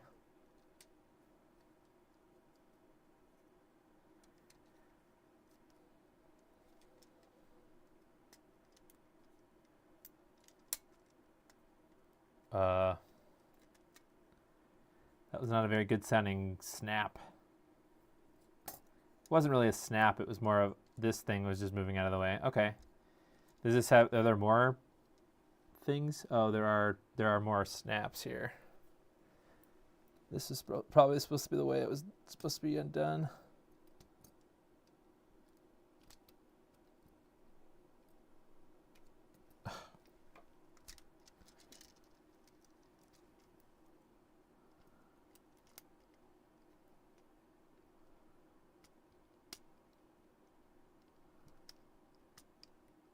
I don't know. It doesn't really matter that much. I can't get that. I was trying to get this whole top part off, but okay. So here's the bottom side of this board. This is a thick board. I wonder how many layers it is. Jeez. This is not what I expected here. But at the very least, we can do. Where are the face buttons? On the right side here. Okay, these are the D. Are these the D buttons? This is why they're clicky, isn't it? Because they're tactile. Nothing could possibly go wrong. No. Okay. So that's a good sign. So here's my D-pad, but the face buttons are up here. Where's this button at? Is this button on the back of it? Oh, it is. Oh, look at that. Shit. So I could have used this button probably. I probably didn't even need to take this board out. Okay, yeah, let's think about that. Yeah, the B button here is this interesting raised up piece. So let's go ahead and I want to put this back so I don't cause any sort of problems. I got to make sure that the button is lined up and everything. Okay.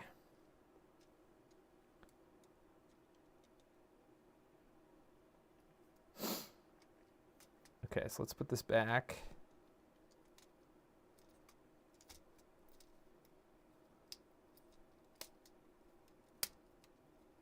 Okay, well. Oh my God.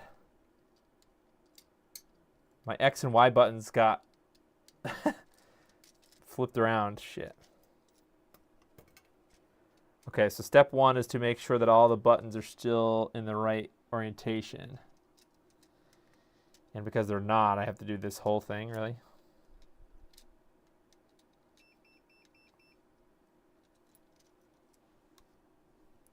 The Y button is upside down.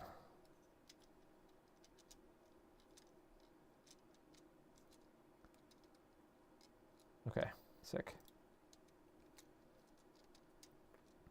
Okay, now the buttons are back in the right way. I probably need to put this on, don't I?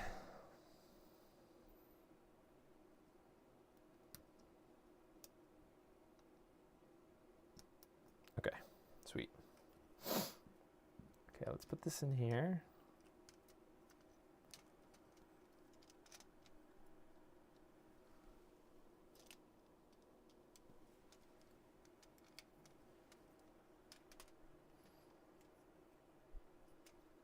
Oh, it's upside down, isn't it? Shit.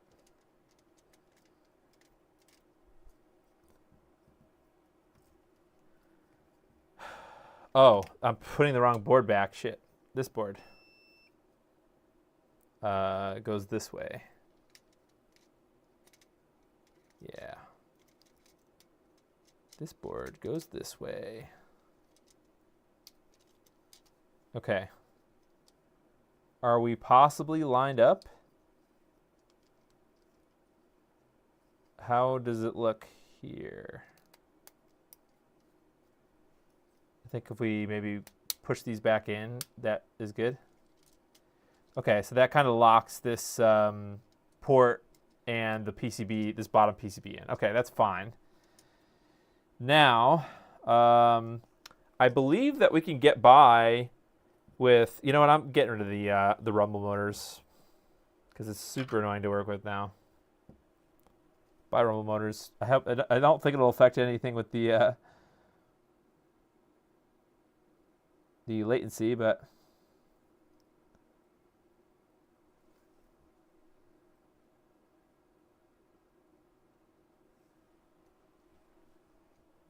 okay, one. I took a photo, so if I ever have to put them back, I know how to do it.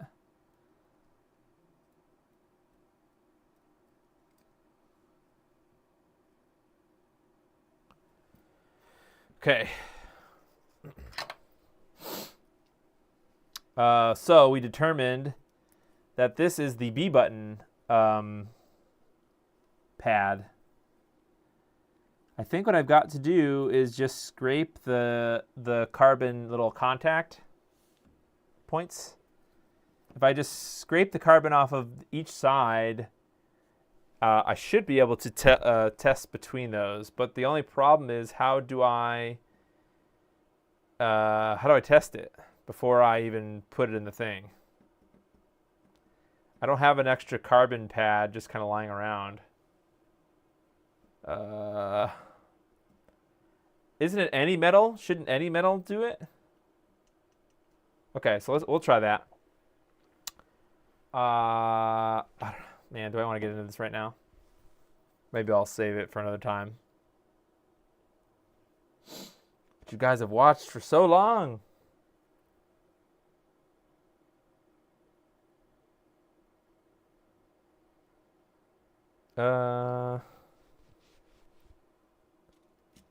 Okay, well, whatever. Let's just at least see if this is going to work. I need to solder... Let's get the microscope, actually. Microscope should be easier to see this.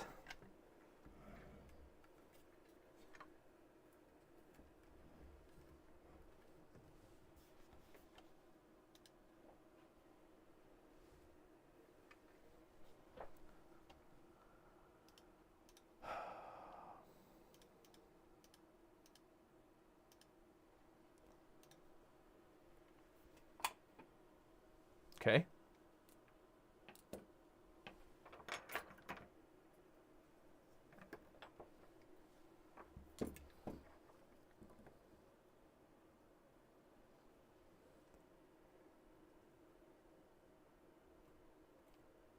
So I'm thinking if I scrape on either side here where there's that little black goop, I should be able to get either side of the contact.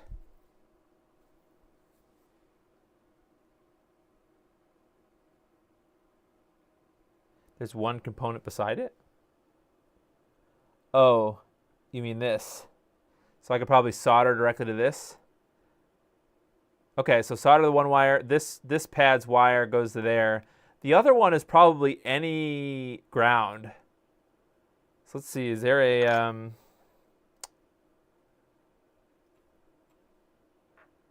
any kind of a ground test pad anywhere? I mean, I know the edge probably is ground, but... Is that a fiducial ring? This thing?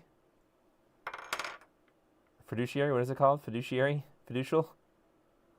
I bet you there's ground on this thing. But what pin? I don't know. One of these is probably the ground. Oh, hey, look at that solder ball. Oh, that's the rumble motor, isn't it?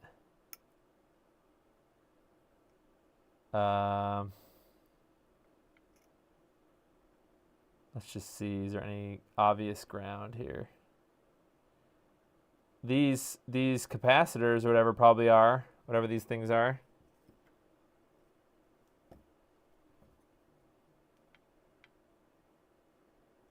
Yeah, these points here are probably ground. Okay, fine. All right, let's see. Is this going to be easy to show? I can't really get super zoomed in here. The other one is ground? Oh, you mean the other pad on the bottom?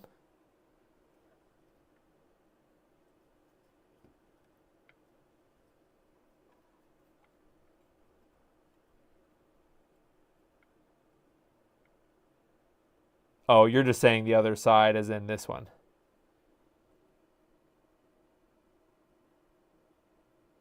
Yeah, I could just scratch this here, but if I don't need to, I don't need to. But I think these ones are ground. These little components here. So let's, for the sake of science,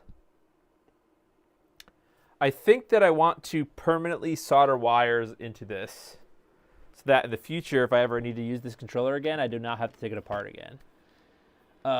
So let me get, I'm probably going to leave it here after I solder these wires and kind of semi put the controller back together again, because I'm kind of tired, but also, yeah, I don't know.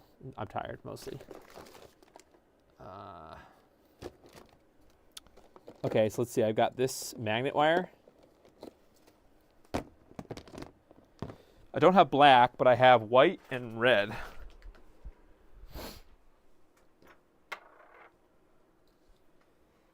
Okay, so we can use white.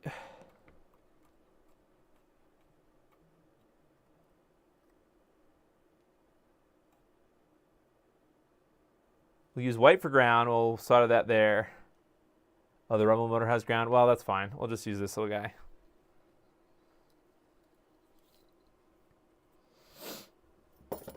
Hopefully this is going to work.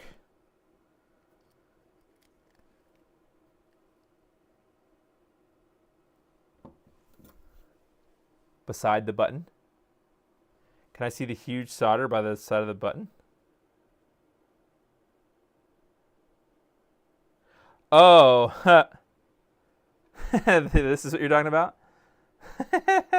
This here? Is this ground? Yeah, it might be. All right, let's see. Is it ground?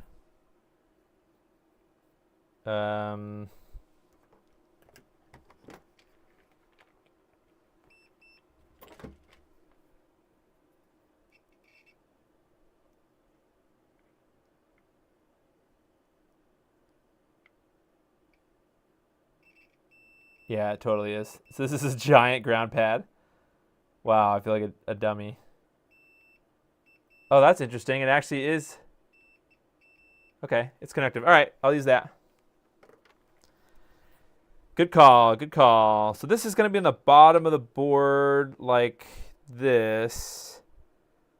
So I want my wires to come up on the right side. Okay, fine.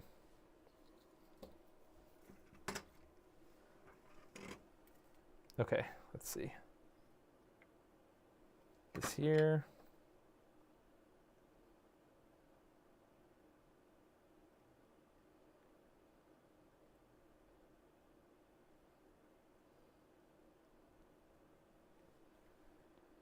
Okay.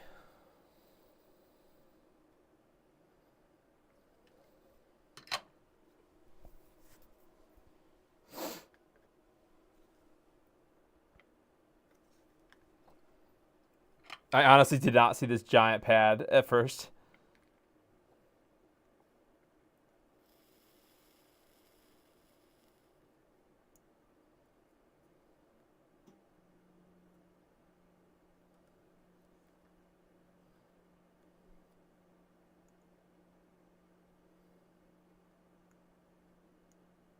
Okay. All right, so there's our ground, and I'm gonna give like a lot of length here, because when this controller is together, it'll just be. So I left like a ridiculous like a foot of this cable of this wire. I mean, so that's gonna shoot out the side of the controller. Then we just need the right side of the controller here, and in theory, if we try to test for continuity between this wire and the other wire, and then put something conductive across this pad, we should be able to get a beep from these two wires. So let's go ahead and do that.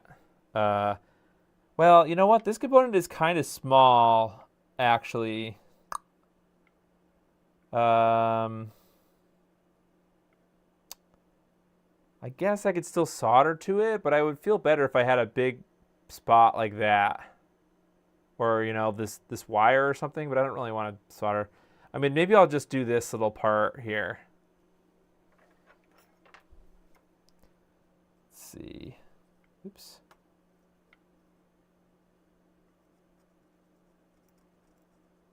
This is just bare copper underneath.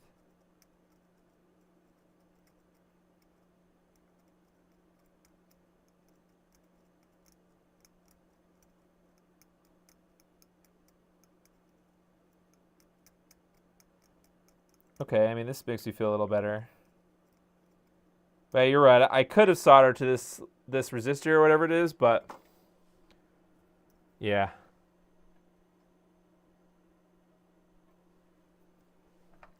All right, so now I have a red. Let's get my red wire.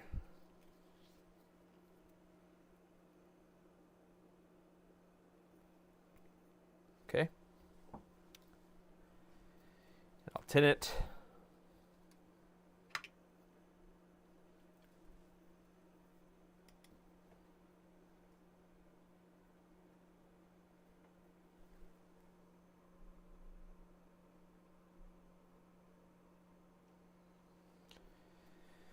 Okay, let's solder this.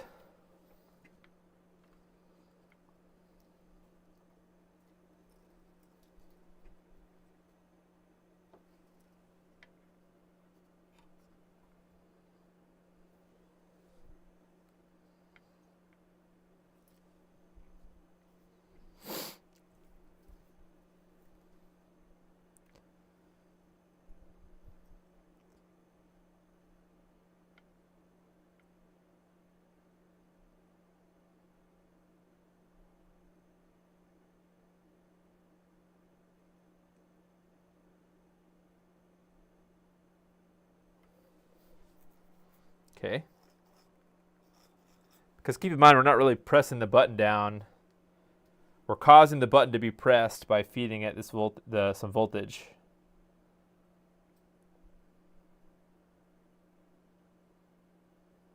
Okay, sweet.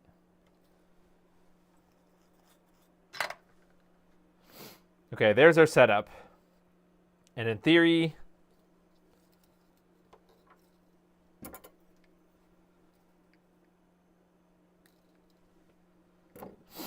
if I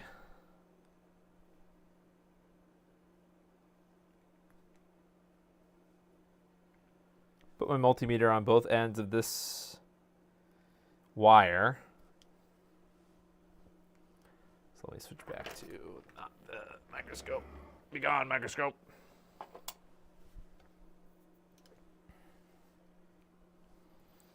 Okay, if I put my multimeter,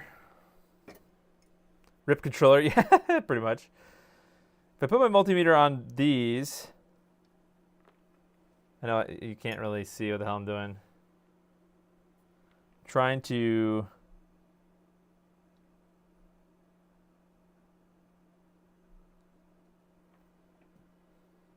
this is the worst.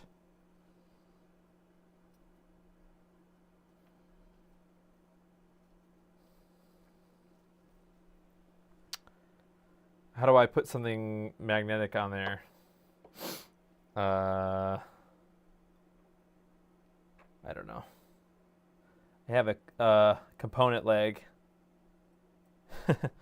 This is sort of hard.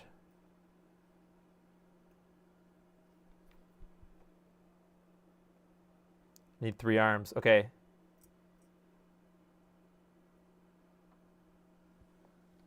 Hello?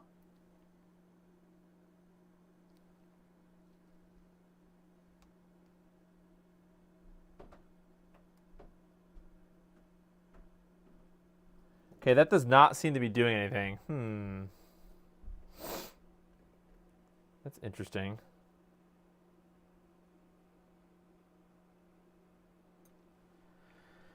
Why?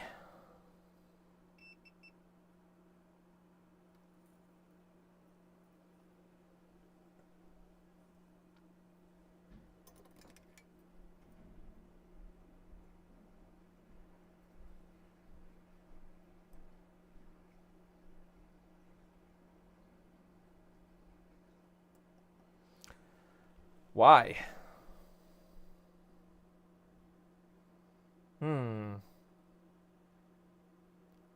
Not what I expected to happen.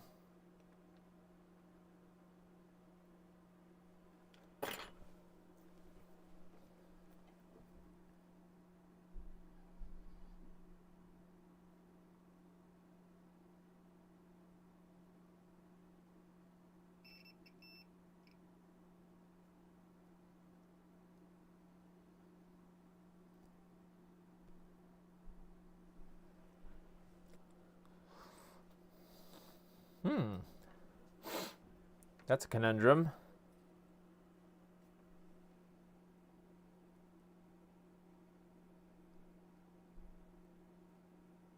Do these buttons not work like that?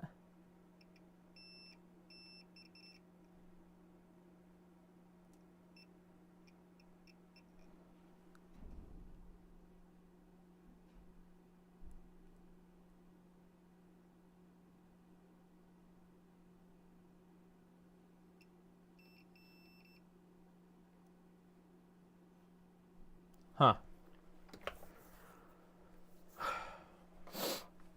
God damn it.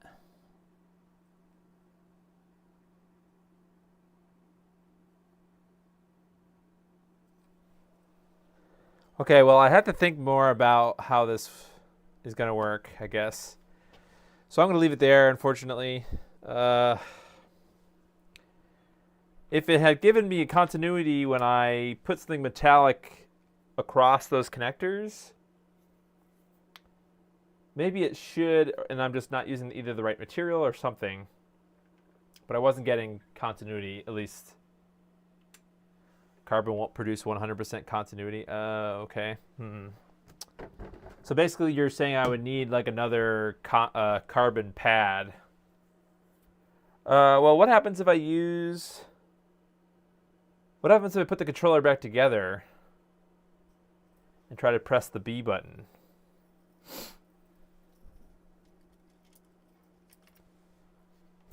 Just for ha-has.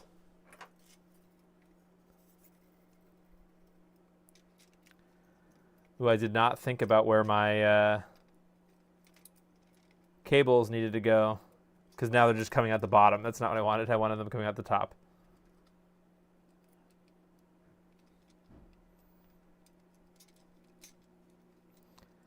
Okay, so...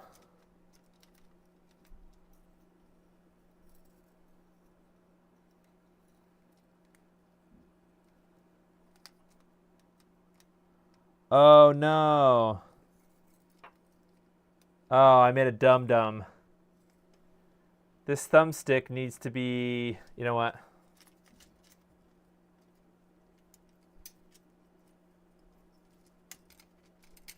Get the hell out of here. Okay. Goodbye. The thumbstick needed to be put on before I put this board on. This other one on the right is fine, but...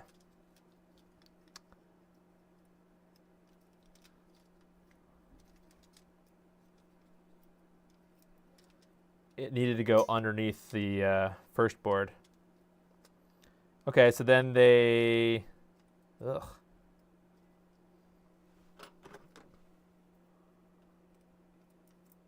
Okay. Then I've got to find where they mate together. Oh, I guess that was it.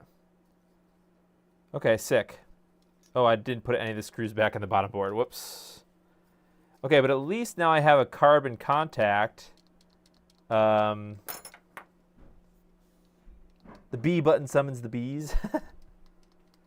What I'd like to do is I'm going to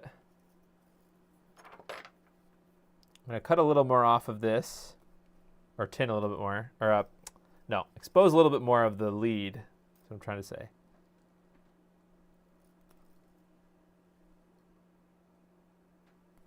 Okay. Now I'm going to go get the probes. Oh, I forgot my headphone jack. Whoops. Guess I don't really need it, but yeah. Okay, let me get those sets that are... Got the thingies on them. The little clips. Excuse me.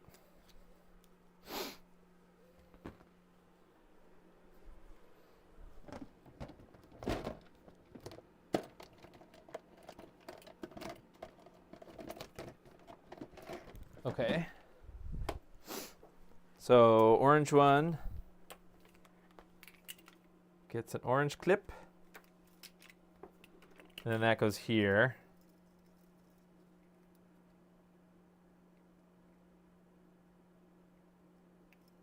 Okay. Oh. I think I might need even more. Okay.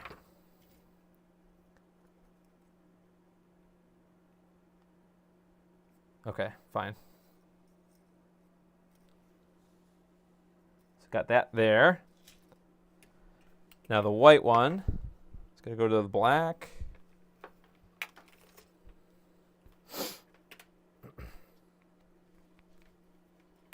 What? I don't know. Cables are falling all over the place. Okay, the black one goes to the white.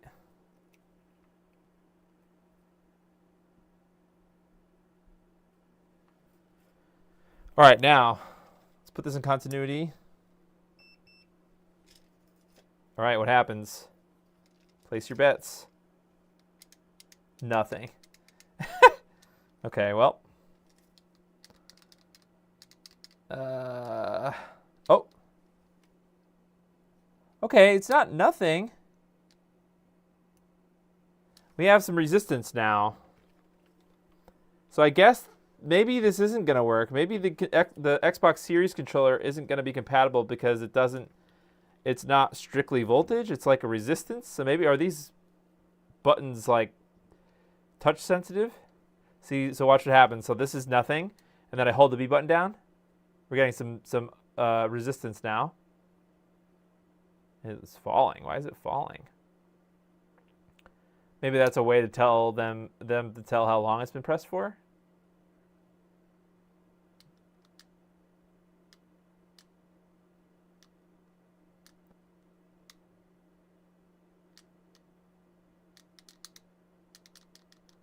Well, anyways, because of that, though, you should test ohms. I think they're the same sort of test, but it has some resistance. I guess what I'm trying to say is this going to work with the thing? So, like, as far as I know, I thought it was a signal that gets sent, and oh, I see. So it could detect a signal. Okay, well. I'm gonna leave this here. I think, yeah. Either I'm gonna do this by myself and like post the results on Twitter or whatever, or this is what we're gonna do next week. Which I don't really want to do this next week, but I want to make some progress to see if this is gonna work. But I can't right now. I'm done. I'm over it. So. Yeah, it sounds like we have something. Now I just want to like put the controller back semi more permanently, so that it doesn't get damaged more while I'm doing the testing. And I kind of want to like have it set up permanently so that like for any controller that I want, or any of these tests that I want to use the Series controller with, it will be available to do that. So, all right, sorry if that bums some people out, but. It is what it is.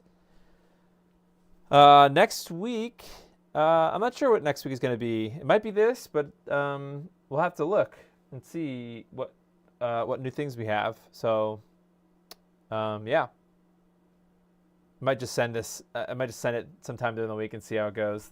The controller thing. So, all right, that's it for me tonight. We'll see everyone next week, and.